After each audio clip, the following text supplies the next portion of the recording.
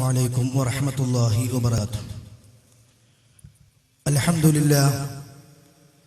الحمد لله نحمده ونستعينه ونستغفره ونستهديه ونؤمن به ونتوكل عليه ونعوذ بالله من شرور أنفسنا ومن سيئات أعمالنا من يهده الله فلا مضل له ومن يضلل فلا هادي له وأشهد أن لا إله إلا الله وحده لا شريك له وأشهد أن محمدا عبده ورسوله أرسله بالهدى ودين الحق ليظهره على الدين كله ولو كره المشركون.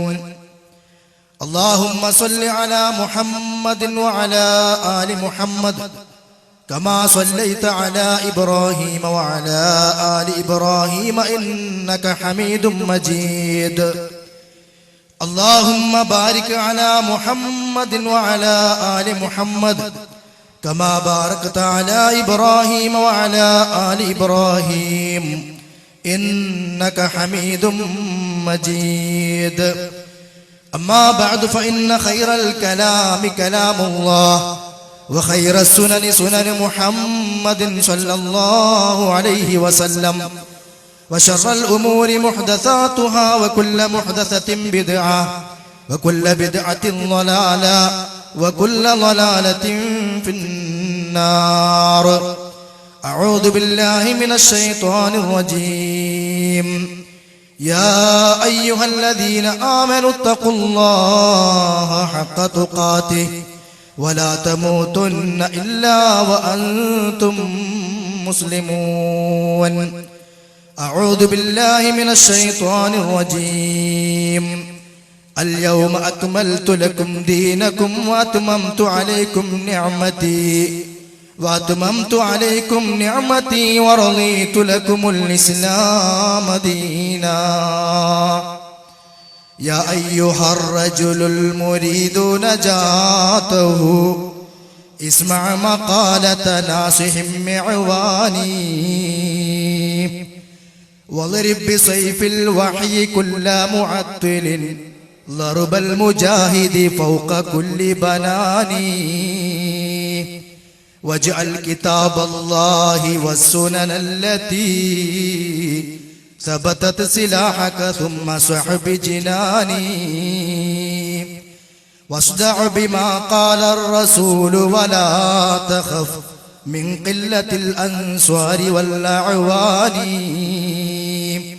فالله ناصر دينه وكتابه والله كاف عبده بأماني.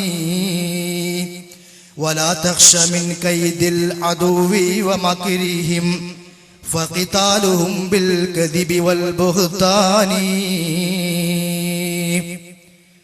സ്നേഹാദരണീയരായ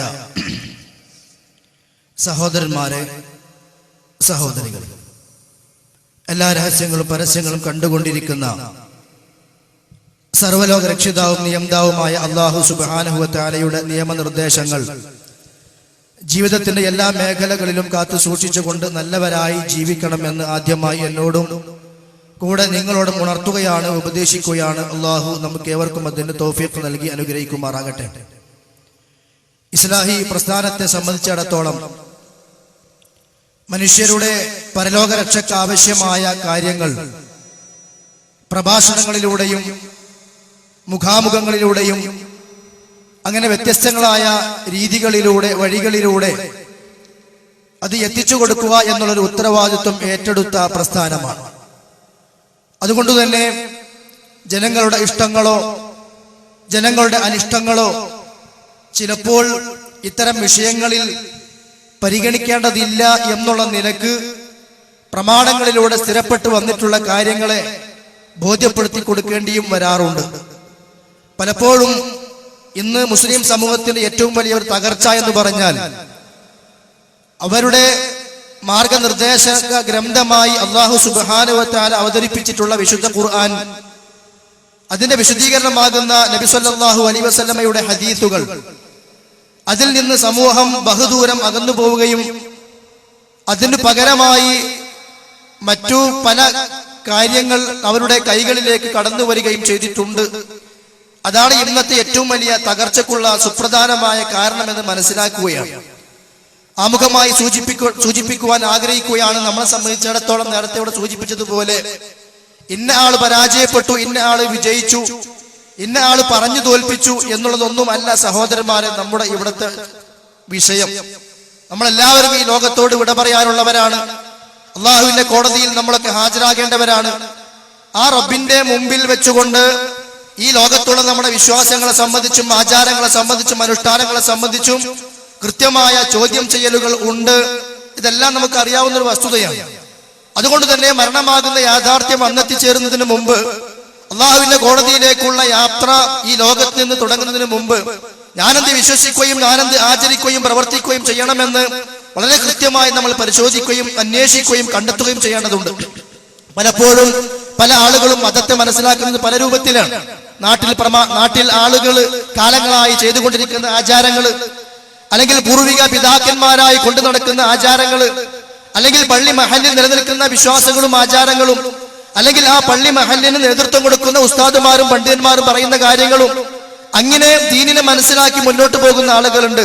നമ്മളെ സംബന്ധിച്ചിടത്തോളം ദീൻ എന്ന് പറയുന്നത് കൃത്യമായ അടിസ്ഥാനമുള്ള കാര്യങ്ങളാണ്.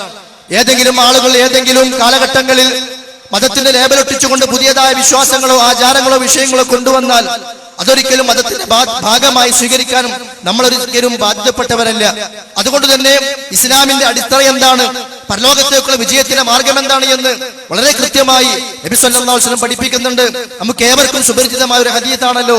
നബി സല്ലല്ലാഹു അലൈഹി വസല്ലം പറഞ്ഞു, ജൂതന്മാരും നസാറാക്കളുമെല്ലാം 71 72 വിഭാഗമായി പിരിഞ്ഞു എങ്കിൽ വസതഫ്തരിഖു ഉമ്മത്തി അലാ 73 മില്ല, എന്റെ ഉമ്മത്തി 73 വിഭാഗമായി പിരിയും.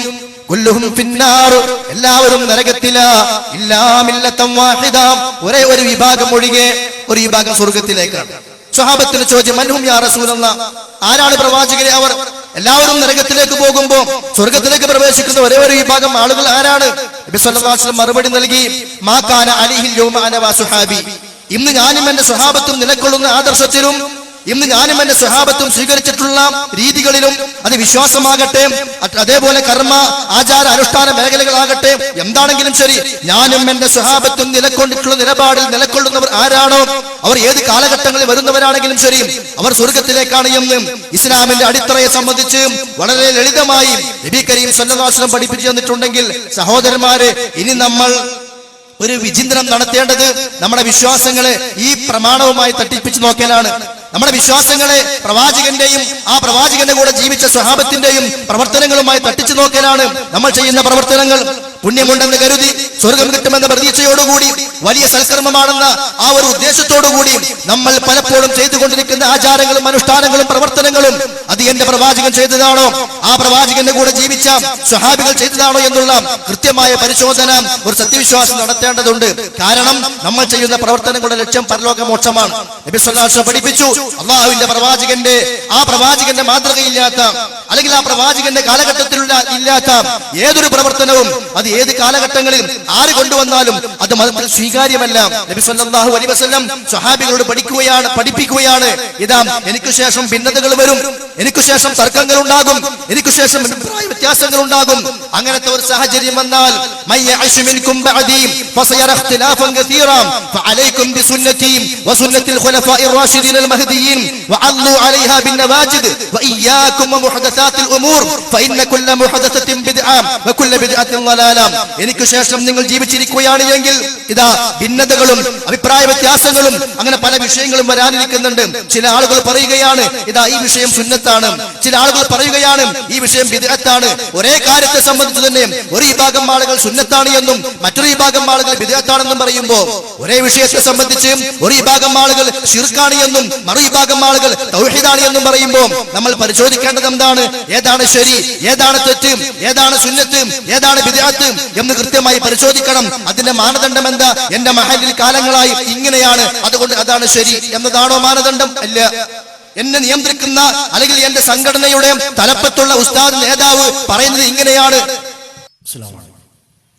സഹോദരങ്ങളെ, സൂചിപ്പിച്ചത് വ്യത്യസ്തങ്ങളായ വീക്ഷണങ്ങളും വ്യത്യസ്തങ്ങളായ അഭിപ്രായങ്ങളും ഒരേ വിഷയത്തെ സംബന്ധിച്ച് വരുമ്പോൾ അത് മതവുമായി ബന്ധപ്പെട്ട വിഷയമാണെങ്കിൽ അതിന്റെ ശരിയും തെറ്റും വേർതിരിക്കുവാനുള്ള മാനദണ്ഡമായി നബി സല്ലല്ലാഹു അലൈഹി വസല്ലം സ്വഹാബികൾക്ക് പറഞ്ഞു കൊടുക്കുന്നത് ഫഅലൈക്കും ബിസുന്നതി വസുന്നത്തിൽ ഖുലഫാഇർ റാഷിദീനിൽ മഹ്ദിയീൻ, നിങ്ങൾ എൻ്റെ ചര്യയെ എൻ്റെ സുന്നത്തിനെ നിങ്ങൾ മുറുകെ പിടിക്കണം. എനിക്ക് ശേഷം വരാനിരിക്കുന്ന എൻ്റെ ഖുലഫാഉർ റാഷിദുകളുടെ ചര്യയും നിങ്ങൾ മുറുകെ പിടിക്കണം. വഅല്ലു അലൈഹാ ബിന്നവാജിദ്, അണപ്പല്ല് കൊണ്ട് നിങ്ങൾ അതിനെ കടിച്ചു പിടിക്കുകയും വേണം. അതുകൊണ്ട് അവസാനിപ്പിച്ചില്ല നബി സല്ലല്ലാഹു അലൈഹി വസല്ലം. ശേഷം പറഞ്ഞത് വഇയ്യാകും വമുഹദസാത്തിൽ ഉമൂർ, മതത്തിലുള്ള പുതിയ കാര്യങ്ങൾ നിങ്ങൾ സൂക്ഷിക്കണം. കാരണം എല്ലാ പുതിയതും അത് ബിദ്അത്താണ്. ബിദ്അത്തുകളെല്ലാം വലാലത്താണ്, വഴികേടാണ്. ആ നിലക്ക് വലാലത്തായി മതത്തിലേക്ക് കടന്നു വരുന്ന പുതിയ വിഷയങ്ങൾ അത് നരകത്തിലേക്കുള്ളതാണ് എന്ന് മറ്റൊരു ഹദീസിലൂടെയും നബി സല്ലല്ലാഹു അലൈഹി വസല്ലം പഠിപ്പിക്കുന്നുണ്ട്. അതുകൊണ്ടാണ് ഈ വിഷയം ഇത്രത്തോളം ഗൗരവത്തോടുകൂടി സമൂഹത്തോട് പറഞ്ഞു കൊടുക്കുന്നത്. ഇസ്ലാമിന്റെ ഏറ്റവും വലിയ സവിശേഷത, നമ്മുടെ എല്ലാം ഏറ്റവും വലിയ അഭിമാനം എന്താണ്? നമ്മൾ ചെയ്യുന്ന ഏതൊരു പ്രവർത്തനത്തിനും ഇസ്ലാമിൽ ഒരു അടിസ്ഥാനവും മാനദണ്ഡവും ഉണ്ട് എന്നുള്ളതാണ്. ആ ഇസ്ലാം സമ്പൂർണ്ണമാണ്, പരിപൂർണമാണ്. അല്ലാഹു തആല പഠിപ്പിച്ചു, ഞാൻ ആദ്യം ഓതി വെച്ച വചനം അൽയൗമ അക്മൽതു ലക്കും ദീനക്കും, നിങ്ങൾക്ക് മതം പൂർത്തിയാക്കി തന്നിരിക്കുന്നു. ആ മതത്തിന്റെ സമ്പൂർണത, അതിന്റെ പരിപൂർണത നടന്നു കഴിഞ്ഞു എന്ന് പറഞ്ഞാൽ നബി സല്ലല്ലാഹു അലൈഹി വസല്ലമ മരണപ്പെടുന്നതിന് മുമ്പ് എന്തെല്ലാം ദീനായിരുന്നോ അതെല്ലാം ദീനായി ഈ ലോകത്ത് നിലനിൽക്കേണ്ടതുണ്ട്. ആ നിലക്ക് പരിശുദ്ധ ഇസ്ലാമിന്റെ എല്ലാ നിയമങ്ങളും സമ്പൂർണ്ണമാക്കപ്പെട്ടിരിക്കുന്നു. മഹാനായ ഇബ്നു അബ്ബാസ് റളിയല്ലാഹു അൻഹു പറയാണ്, വഹുവൽ ഇസ്ലാം. ഈ ആയത്തിന്റെ വിശദീകരണത്തിൽ അദ്ദേഹം പറയാണ്, അൽയൗമ അക്മൽതു ലക്കും ദീനക്കും എന്ന് പറഞ്ഞാൽ അതുകൊണ്ട് ഉദ്ദേശിക്കുന്നത് വഹുവൽ ഇസ്ലാം, അത് അല്ലാഹു സുബ്ഹാനഹു വ തആല ഇഷ്ടപ്പെട്ട് തന്റെ വിശ്വാസികൾക്കും നബിമാർക്കും നൽകിയിട്ടുള്ള ഏറ്റവും നല്ല മതമാകുന്നു. അന്നഹു ഖദ് അക്മലല്ലാഹുൽ ഈമാൻ, ആ മതത്തെ അല്ലാഹു തആല പൂർത്തിയാക്കിയിരിക്കുന്നു. ഫലാ യഹ്താജൂന ഇലാ സിയാദത്തിൻ അബദാ, ഇനി ഒരു അധികരിപ്പിക്കൽ അതിന് ഒരിക്കലും ആവശ്യം വരുന്നില്ല. വഖദ് അതമ്മഹുല്ലാഹു ഫലാ യൻഖുസുഹു അബദാ, അതിനെ പൂർത്തിയാക്കിയിട്ടുണ്ട്, ഇനി അതിൽ കുറവ് വരുത്തേണ്ട ആവശ്യമില്ല. വഖദ് റളിയല്ലാഹു ഫലാ യസ്ഖതുഹു അബദാ, ആ ദീനിനെ അല്ലാഹു തആല ഇറക്കിയിട്ടുള്ള ആ കാലഘട്ടത്തിലുള്ള ആ നിയമങ്ങളെ, ആ ആദർശ സംഹിതയെ അല്ലാഹു തആല ഇഷ്ടപ്പെടുകയും തൃപ്തിപ്പെടുകയും ചെയ്തിരിക്കുന്നു. ഇനി ഒരിക്കലും അതിന്റെ വിഷയത്തിലും റബ്ബ് കോപിക്കുകയില്ല. അപ്പോൾ ഒരു മറ്റൊന്ന് പുതിയതായി കടന്നു വരേണ്ടത് ആവശ്യമില്ലാത്ത വിധം, ഉള്ളതിൽ നിന്ന് ഒന്നും കുറയ്ക്കേണ്ടത് ആവശ്യമില്ലാത്ത വിധം പരിശുദ്ധ ഇസ്ലാമിനെ സമ്പൂർണമാക്കിയിട്ടുണ്ട്. നബി സല്ലല്ലാഹു അലൈഹി വസല്ലമയും ഈ വിഷയം വളരെ കൃത്യമായി ജനങ്ങളോട് പഠിപ്പിക്കുകയാണ്. ഈ മതത്തിന്റെ വിഷയത്തിൽ ഒരാളും പുതിയതായി തനിക്ക് തോന്നുന്ന കാര്യങ്ങൾ നല്ലതല്ലേ, അല്ലെങ്കിൽ സ്വലാത്തല്ലേ, അല്ലെങ്കിൽ ഒരു ഖുർആനല്ലേ, അല്ലെങ്കിൽ ദിക്റല്ലേ എന്നുള്ള ന്യായീകരണങ്ങൾ പറഞ്ഞുകൊണ്ട് ഒരാൾക്കും, അങ്ങനെയാണല്ലോ പലപ്പോഴും സമൂഹത്തിൽ കാര്യങ്ങൾ മതവിഷയങ്ങൾ കടന്നു വരാറുള്ളത്, അങ്ങനെയുള്ള അനുവാദം ഇസ്ലാം നൽകിയിട്ടില്ല. ആയിഷ റളിയല്ലാഹു അൻഹ പറയുകയാണ്, പ്രവാചകൻ സല്ലല്ലാഹു അലൈഹി വസല്ലം പറഞ്ഞിരിക്കുന്നു, മൻ ഹദസ ഫീ അംരിനാ ഹാദാ മാ ലൈസ മിൻഹു ഫഹുവ റദ്ദുൻ, ഈ മതത്തിൽ ഇല്ലാത്ത ഒരു കാര്യം ആരെങ്കിലും കൊണ്ടുവന്നാൽ അത് തള്ളപ്പെടേണ്ടതാണ്. എന്തുകൊണ്ട് തള്ളപ്പെടണം? നേരത്തെ സൂചിപ്പിച്ച ആയത്തുണ്ടല്ലോ, ആ ആയത്തിന്റെ അടിസ്ഥാനത്തിൽ ഇമാം മാലിക് ഇബ്നു അനസ് റഹ്മത്തുള്ളാഹി അലൈഹി അദ്ദേഹം പറയുന്നുണ്ട്, മാ ലം യകുൻ യൗമൈദിൻ ദീനൻ ലൈസൽ യൗമ ദീന, ഈ ആയത്ത് ഇറങ്ങുന്ന കാലഘട്ടത്തിൽ എന്തൊരു കാര്യം ദീനല്ലയോ അത് ഇന്നും ദീനല്ല. ഹിജ്റ 2-ാം നൂറ്റാണ്ടിൽ ജീവിച്ചിരിക്കുന്ന ആ പണ്ഡിതൻ അന്ന് പറഞ്ഞ കാര്യമാണത്. ഇപ്പൊ 1400 കൊല്ലം കഴിഞ്ഞു. ഈ ആയത്തിറങ്ങുന്ന കാലഘട്ടത്തിൽ എന്ത് ദീനാണോ അതെല്ലാം ഇന്നും ദീനാണ്, അല്ലാത്തതൊന്നും ഇന്നും ദീനല്ല എന്ന് 1200 കൊല്ലങ്ങൾക്ക് മുമ്പ് ഇമാം മാലിക് പറഞ്ഞിട്ടുണ്ടെങ്കിൽ ഇന്ന് സമൂഹത്തിൽ എന്തെല്ലാം കാര്യങ്ങളാണ് മതത്തിന്റെ പേരിൽ പുതിയതായി കടന്നു വന്നുകൊണ്ടിരിക്കുന്നത്. അങ്ങനെ ഒരു സാഹചര്യം വരാതിരിക്കാനാണ് നബി സല്ലല്ലാഹു അലൈഹി വസല്ലം പ്രത്യേകമായി മുന്നറിയിപ്പ് നൽകിയത്. വല്ലവനും പുതിയതായി കൊണ്ടുവന്നാൽ അത് തള്ളപ്പെടേണ്ടതാണ്. ഈ ഹദീസ് വിശദീകരിച്ചുകൊണ്ട് ഇബ്നു ഹജർ അസ്ഖലാനി ഫത്ഹുൽ ബാരിയിൽ പറയുകയാണ്, വഹാദൽ ഹദീസു, ഈ ഹദീസ് മഅദൂദ് മിൻ ഉസൂലിൽ ഇസ്ലാം, ഇസ്ലാമിന്റെ അടിത്തറകളിൽപ്പെട്ട കാര്യമാണ്. വഖായിദത്തുൻ മിൻ ഖവായിദിഹിം, ഇസ്ലാമിന്റെ നെടുന്തൂണുകളിൽപ്പെട്ട, ഇസ്ലാം നിലനിൽക്കുന്ന അതിന്റെ അവലംബ തൂണുകളിൽ അടിസ്ഥാനപരമായ ഒന്നാണ്. ഫഇന്ന മഅനാഹു, ഈ ഹദീസിന്റെ അർത്ഥം, മൻ ഇഖ്തറഅ ഫിദ്ദീനി മാ ലാ യശ്ഹദു ലഹും അസ്ലു മിൻ ഉസൂലിഹിം ഫലാ യുൽതഫതു ഇലൈഹിം, മതത്തിന്റെ പ്രമാണങ്ങളില്ലാത്ത, മതത്തിന്റെ രേഖകളില്ലാത്ത വല്ല കാര്യങ്ങളും മതത്തിന്റെ പേരിൽ വല്ലവനും കെട്ടിച്ചമച്ച് കൊണ്ടുവന്നാൽ അതിലേക്ക് തിരിഞ്ഞു നോക്കുക പോലും ചെയ്യേണ്ട ആവശ്യമില്ല.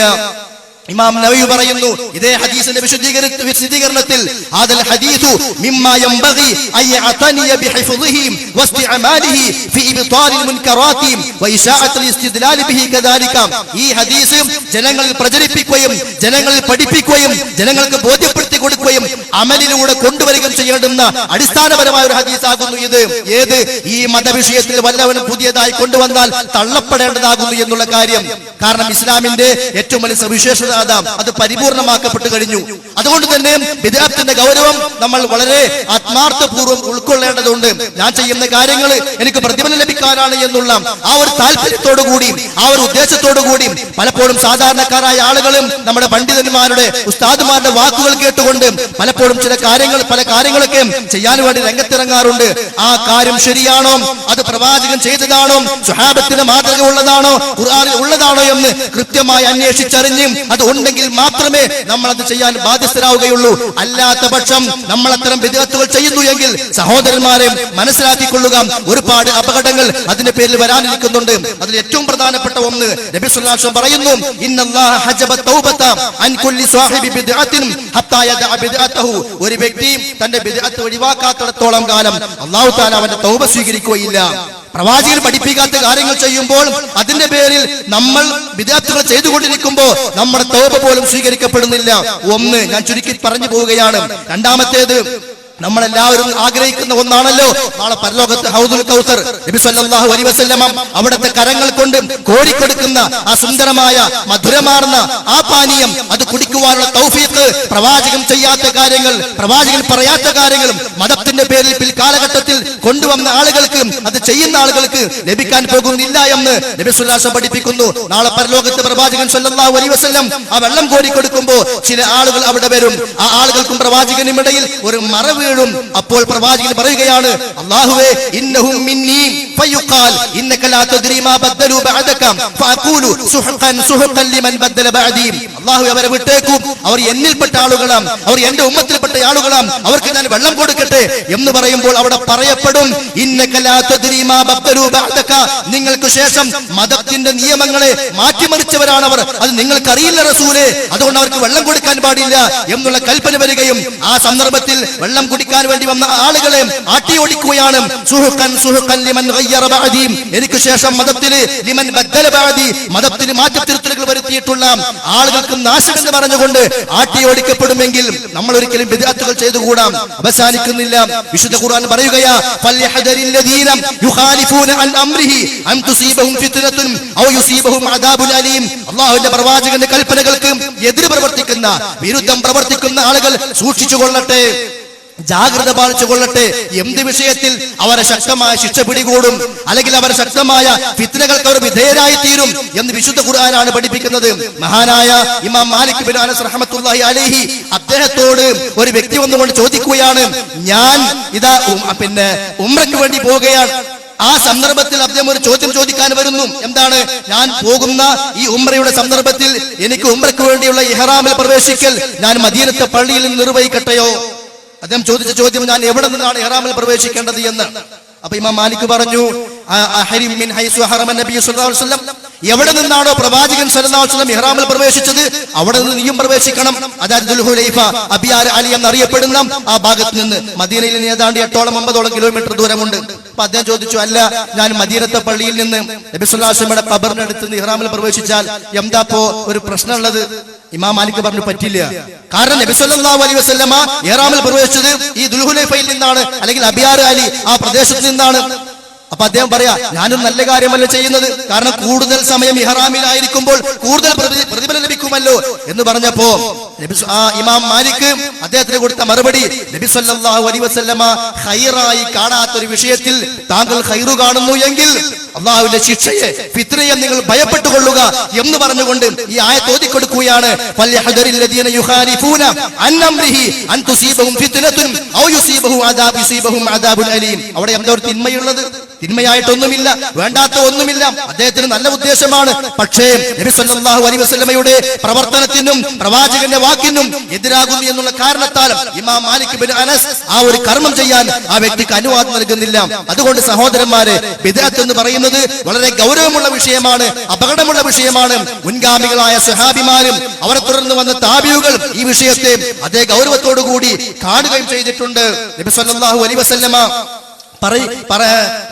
സുന്നത്തിന്റെ പ്രാധാന്യവും ബിദ്അത്തിന്റെ അപകടങ്ങളും സമൂഹത്തെ പഠിപ്പിച്ച് പോയതിന്റെ പേരിൽ സ്വഹാബികൾ ബിദ്അത്തിന് നൽകിയിട്ടുള്ള ബിദ്അത്തിനെ അവർ കണ്ട ആ ഗൗരവം ഒരു ഹദീസിലൂടെ കാണുവാൻ സാധിക്കും. അബ്ദുല്ലാഹ് ഇബ്നു മസ്ഊദ് റളിയല്ലാഹു അൻഹുമായി ബന്ധപ്പെട്ടുകൊണ്ട് അദ്ദേഹം പള്ളിയിലേക്ക് വരുന്ന ഒരു സന്ദർഭം, ആ പള്ളിയിൽ പ്രവാചകന്റെ ഒരു മാതൃകയില്ലാത്ത, പ്രവാചകൻ പഠിപ്പിച്ചിട്ടില്ലാത്ത ഒരു വ്യത്യസ്തമായ രീതിയിലൂടെ ആളുകൾ വട്ടമളഞ്ഞിരുന്നു കൊണ്ട് പ്രത്യേകമായി ദിക്ർ ചൊല്ലുന്ന, അങ്ങനെ ഓരോ ദിക്റുകളും ചൊല്ലുമ്പോൾ കല്ലെടുത്തു വെക്കുന്ന ആ ഒരു ഏർപ്പാട് കണ്ട സന്ദർഭത്തിൽ അദ്ദേഹം അവരെ ആക്ഷേപിച്ച രംഗങ്ങൾ ഹദീസിൽ കാണുവാൻ സാധിക്കും. അദ്ദേഹം ആ സമൂഹത്തോട് പറഞ്ഞത്, വല്ലദീ നഫ്സി ബിയദിഹി, അല്ലാഹു തന്നെയാണ് സത്യം, ഇന്നകും ലഅലാ മില്ലത്തിൻ ഹിയ അഹ്ദാ മിൻ മില്ലത്തി മുഹമ്മദിൻ അവ മുഫ്തതിഹു ബാബ വലാല, നിങ്ങൾ മുഹമ്മദ് നബി കൊണ്ടുവന്ന മില്ലത്തിനേക്കാൾ, മുഹമ്മദ് നബി പഠിപ്പിച്ച ആദർശത്തെക്കാൾ ഒരു നല്ല മതമെന്ന് കരുതിക്കൊണ്ടാണോ നിങ്ങൾ ഇതിലേക്ക് പ്രവേശിച്ചിട്ടുള്ളത്? അതോ നിങ്ങൾ വലാലത്തിന്റെ കവാടം തുറക്കുകയാണോ? അതോ നിങ്ങൾ വഴിപിടവിന്റെ കവാടം തുറക്കുകയാണോ? എന്താണ് ആളുകൾ ചെയ്യുന്നത്? സുബ്ഹാനല്ലാഹ് എന്ന് 100 തവണ പറയുന്നു, കല്ലെടുത്ത് ഇങ്ങനെ വെക്കുന്നു. അല്ലാഹു അക്ബർ 100 തവണ പറയുന്നു, കല്ലെടുത്ത് വെക്കുന്നു. അതിന് നേതൃത്വം കൊടുക്കാനും ഒരാളുണ്ട്. അങ്ങനത്തെ ഒരു ദിക്ർ ഹൽഖ അത് കണ്ടപ്പോ അദ്ദേഹം ചോദിച്ച ചോദ്യം എന്താണ്? അവ മുഫ്തതിഹു ബാബ വലാലത്തിൻ, നിങ്ങൾ വലാലത്തിന്റെ വഴികേടിന്റെ കവാടം തുറക്കുകയാണോ എന്ന് മാത്രമല്ല, ആ ഹദീസിന്റെ ആദ്യ ഭാഗത്ത് കാണാൻ സാധിക്കുന്നത് അദ്ദേഹം അവരോട് പറഞ്ഞ വിഷയം, വൈഹക്കും യാ ഉമ്മത മുഹമ്മദിൻ, മുഹമ്മദ് നബിയുടെ സമൂഹമേ നിങ്ങൾക്ക് നാശം, നിങ്ങൾക്ക് നാശം. ഒരു സുബ്ഹാനല്ലാഹ് എലിയപ്പോഴാണ് നാശം എന്ന് പറഞ്ഞത്. അൽഹംദുലില്ലാഹ് അല്ലാഹു അക്ബർ ദിക്റ ചൊല്ലുന്നത്, എന്നിട്ടും നാശം നിങ്ങൾക്ക് എന്ന് പറഞ്ഞു. എന്തേ കാരണം? സുബ്ഹാനല്ലാഹ് മോശമായിട്ടല്ല, അൽഹംദുലില്ലാഹ് മോശമായിട്ടല്ല, മറിച്ച് പ്രവാചകന്റെ മാതൃകയില്ലാത്ത രൂപം, പ്രവാചകന്റെ മാതൃകയില്ലാത്ത എണ്ണം, പ്രവാചകന്റെ മാതൃകയില്ലാത്ത ശൈലി, അതിന്റെ പേരാണ് ബിദ്അത്ത്. അല്ലാണ്ട് ബിദ്അത്ത് എന്ന് പറഞ്ഞാൽ ഒരാളെ കത്തിയെടുത്ത് കുത്തലോ അല്ലെങ്കിൽ കൊലപാതകങ്ങളോ അല്ലെങ്കിൽ മറ്റുള്ള ആ നിലക്കുള്ള തിന്മകളോ അല്ല, അത് വേറെ ഹറാമായ കാര്യങ്ങളാണ്. ബിദ്അത്ത് എന്ന് പറഞ്ഞാൽ മതത്തിൽ ചിലപ്പോൾ കുറച്ചൊക്കെ ഉള്ള കാര്യമായിരിക്കാം, അതിനെ പ്രവാചകൻ പഠിപ്പിക്കാത്ത രൂപത്തിലും ശൈലിയിലും എണ്ണത്തിലും ചെയ്യാനും പ്രവർത്തിക്കാനും തുടങ്ങുമ്പോൾ അതിന്റെ പേര് ബിദ്അത്ത് എന്നായി. അതുകൊണ്ടാണ് ഇബ്നു മസ്ഊദ് റളിയല്ലാഹു അൻഹു ഈ ആളുകളോട് ചോദിച്ചത്, വൈഹക്കും യാ ഉമ്മത മുഹമ്മദിൻ, മുഹമ്മദിന്റെ സമൂഹമേ, മുഹമ്മദ് നബിയുടെ ഉമ്മത്തെ നിങ്ങൾക്ക് നാശം. മാ അസ്റഅ ഹൽകതികും, എത്ര പെട്ടെന്നാണ് നിങ്ങൾ നശിച്ചത്, എത്ര പെട്ടെന്നാണ് നിങ്ങൾ നശിച്ചു പോയത്.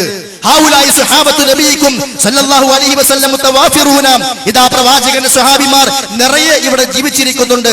വഹാദിഹി തിയാബുഹു ലം തുബ്ല, ഇവിടെ പ്രവാചകന്റെ വസ്ത്രങ്ങളുണ്ട്, അത് ദ്രവിച്ചു പോയിട്ടില്ല. വആനിയതുഹു ലം തുക്സർ, പ്രവാചകന്റെ പാത്രങ്ങളുണ്ട്, അത് പൊട്ടിപ്പോയിട്ടില്ല. വല്ലദീ നഫ്സി ബിയദിഹി, അല്ലാഹു തന്നെയാണ് സത്യം എന്ന് പറഞ്ഞുകൊണ്ടാണ് നേരത്തെ ഞാൻ പറഞ്ഞ നിങ്ങൾ പിന്നെ വലാലത്തിന്റെ കവാടം തുറക്കുകയാണോ എന്ന ചോദ്യം മഹാനായ ഇബ്നു മസ്ഊദ് റളിയല്ലാഹു അൻഹു അവിടെ ചോദിച്ചത്. അപ്പൊ സഹോദരന്മാരെ, ബിദ്അത്തിനെ നമ്മൾ വളരെ ഗൗരവത്തോടു കൂടി തന്നെ കാണേണ്ടതുണ്ട്. ഒരിക്കലും നമ്മൾ ചെയ്യുന്ന പ്രവർത്തനങ്ങൾ നബി സല്ലല്ലാഹു അലൈഹി വസല്ലമയുടെ മാതൃകയിലാകാൻ പാടില്ല.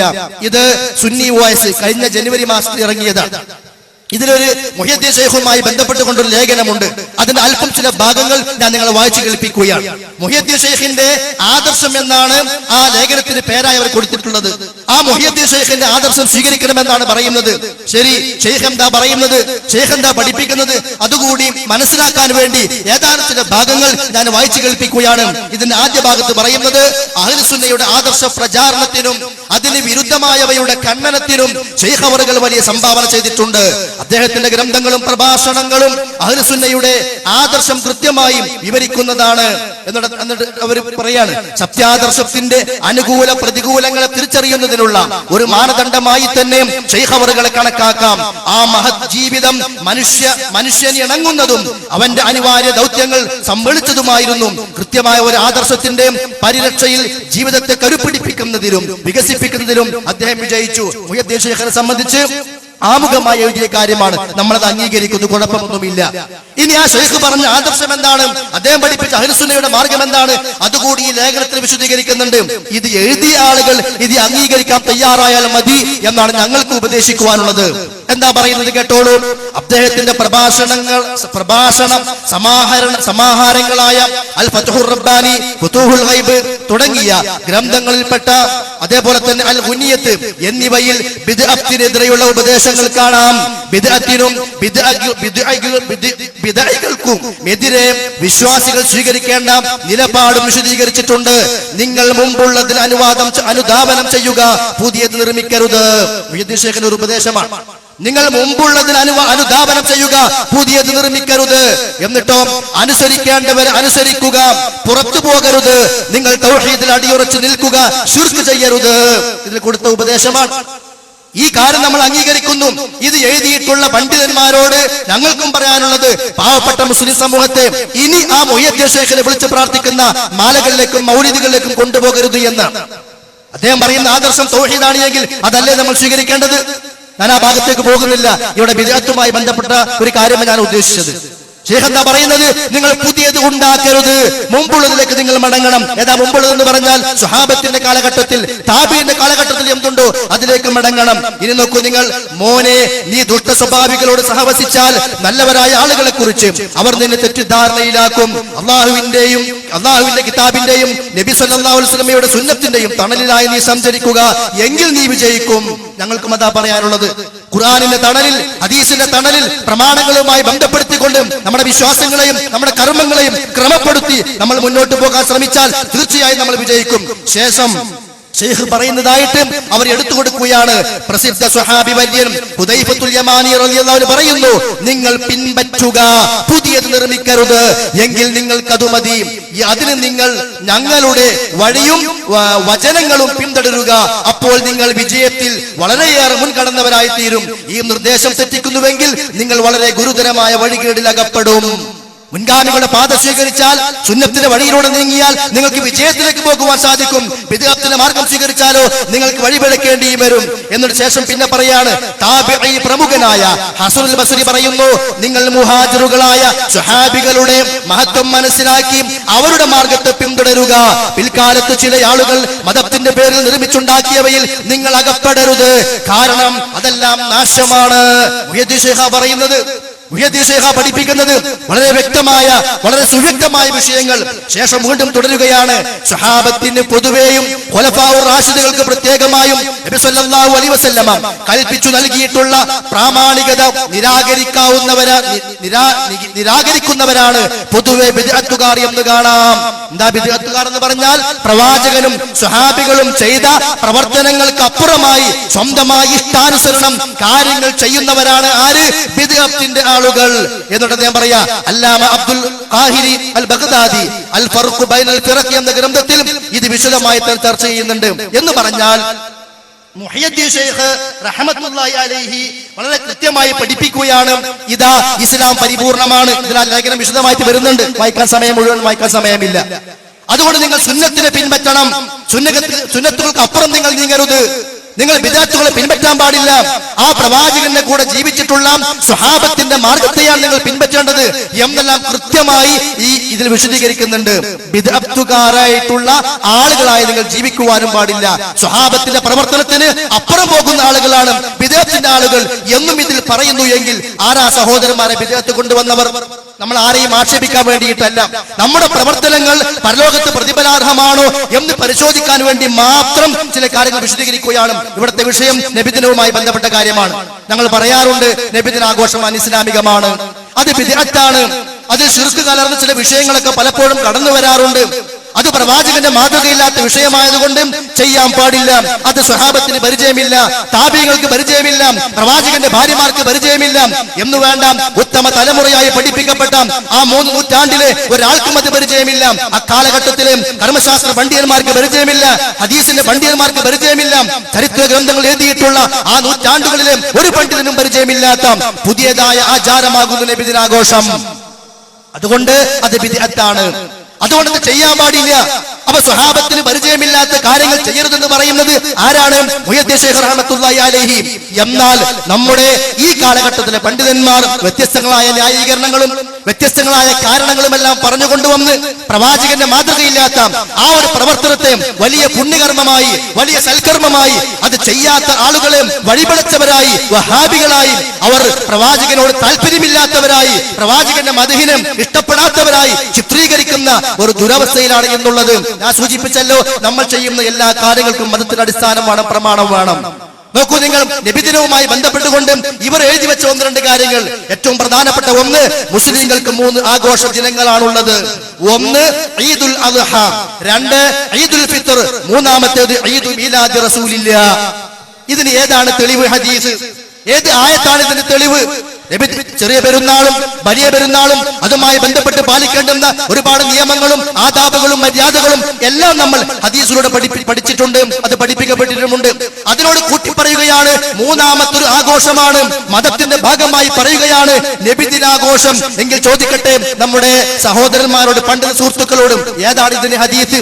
അങ്ങനെ വ്യക്തമായ ഒരു ഹദീസ് നബി സല്ലല്ലാഹു അലൈഹി വസല്ലം പഠിപ്പിച്ചു തന്നിട്ടുണ്ടെങ്കിൽ അത് പറഞ്ഞു തന്നാൽ ഞങ്ങൾക്കും അത് ആവശ്യമാണ്. കാരണം ആ സുന്നത്ത് ഞങ്ങൾക്ക് നഷ്ടപ്പെട്ടു പോകാൻ പറ്റില്ലല്ലോ. അല്ല എങ്കിൽ, അങ്ങനെ ഒരു ഹദീസ് ഇല്ല എങ്കിലും അതിന്റെ പേരാ സഹോദരന്മാരെ ബിദ്അത്ത്. സ്വന്തം ഇഷ്ടപ്രകാരം മതത്തിൽ തീരുമാനം പറയുന്ന, മതനിയമങ്ങൾ ഉണ്ടാക്കിയെടുക്കുന്ന ഈ പ്രവണത ഒരിക്കലും ഇസ്ലാം അംഗീകരിക്കുന്നില്ല. വലൗ തഖവ്വല അലൈനാ ബഅദൽ അഖാബീൽ ലഅഖദ്നാ മിൻഹു ബിൽ യമീൻ തുമ്മ ലഖതഅനാ മിൻഹുൽ ബതീൻ. പ്രവാചകനെ കുറിച്ച് അല്ലാഹു പറഞ്ഞത്, നമ്മൾ പറയാത്തത് നമ്മുടെ പേരിൽ പറഞ്ഞാൽ ആ പ്രവാചകനെ കണ്ടതാണ് നാം മുറിച്ചു കളയും. പ്രവാചകനോടാ താക്കീത് അല്ലാഹുവിന്റെ. മതവിഷയത്തിൽ സ്വന്തമായി ഒരാൾക്കും അഭിപ്രായം പറയാൻ സ്വാതന്ത്ര്യമില്ല. അതിന് വഹി വേണം, വഹീന്റെ അടിസ്ഥാനം വേണം, വഹീന്റെ പിൻബലം വേണം. അതാണ് ഖുർആനും ഹദീസുമായ വഹി എന്ന് പറയുന്നത്. അപ്പോ ചെറിയ പെരുന്നാൾ പോലെ വലിയ പെരുന്നാൾ പോലെ നബിദിനാഘോഷവും അതൊരു പുണ്യകർമ്മമാണെങ്കിലും എവിടെയാണ് അതിന്റെ ഹദീസ്? അപ്പോൾ തെറ്റായ ഒരു കാര്യം സമൂഹത്തെ സുന്നത്തെന്ന് പറഞ്ഞുകൊണ്ട് പഠിപ്പിച്ചുകൊണ്ടിരിക്കുകയാണ്. അവസാനിപ്പിച്ചില്ല. നോക്കൂ നിങ്ങൾ, മറ്റൊരു ഭാഗം ഈ നബിദിനവുമായി ബന്ധപ്പെട്ടുകൊണ്ട് അവർ പിന്നീട് പറയുകയാണ്, ഈ നബിദിനാഘോഷം എന്ന് പറയുന്നത്, നബിദിനാഘോഷം മുസ്ലിങ്ങൾക്ക്, നബിദിനം മുസ്ലിങ്ങൾക്ക് ആഘോഷമാണ് പെരുന്നാളിനേക്കാൾ വലിയ ആഘോഷം. നേരത്തെ പെരുന്നാളിൽ ഒതുങ്ങി, കുറച്ചുകൂടി മുന്നോട്ട് പോയപ്പോഴോ പെരുന്നാളിനേക്കാൾ വലിയ ആഘോഷമായി അവർ അതിനെ പരിചയപ്പെടുത്തി. എന്ന് മാത്രമല്ല, ഒന്നുകൂടി കേട്ടോളൂ, കഴിഞ്ഞു പോയ രാത്രികളിൽ വെച്ച് ഏറ്റവും ശ്രേഷ്ഠമേറിയത് നബി ജനിച്ച രാത്രിയാകുന്നു. 1000 മാസങ്ങളെക്കാൾ ശ്രേഷ്ഠമേറിയതാണെന്ന് ഖുർആൻ പ്രസ്താവിച്ച ലൈലത്തുൽ ഖദറിനേക്കാൾ മഹത്വമുള്ളത് നബി ജനിച്ച രാത്രിക്കാണ്. എന്താണ് ഈ പണ്ഡിതന്മാരുടെ അവസ്ഥ?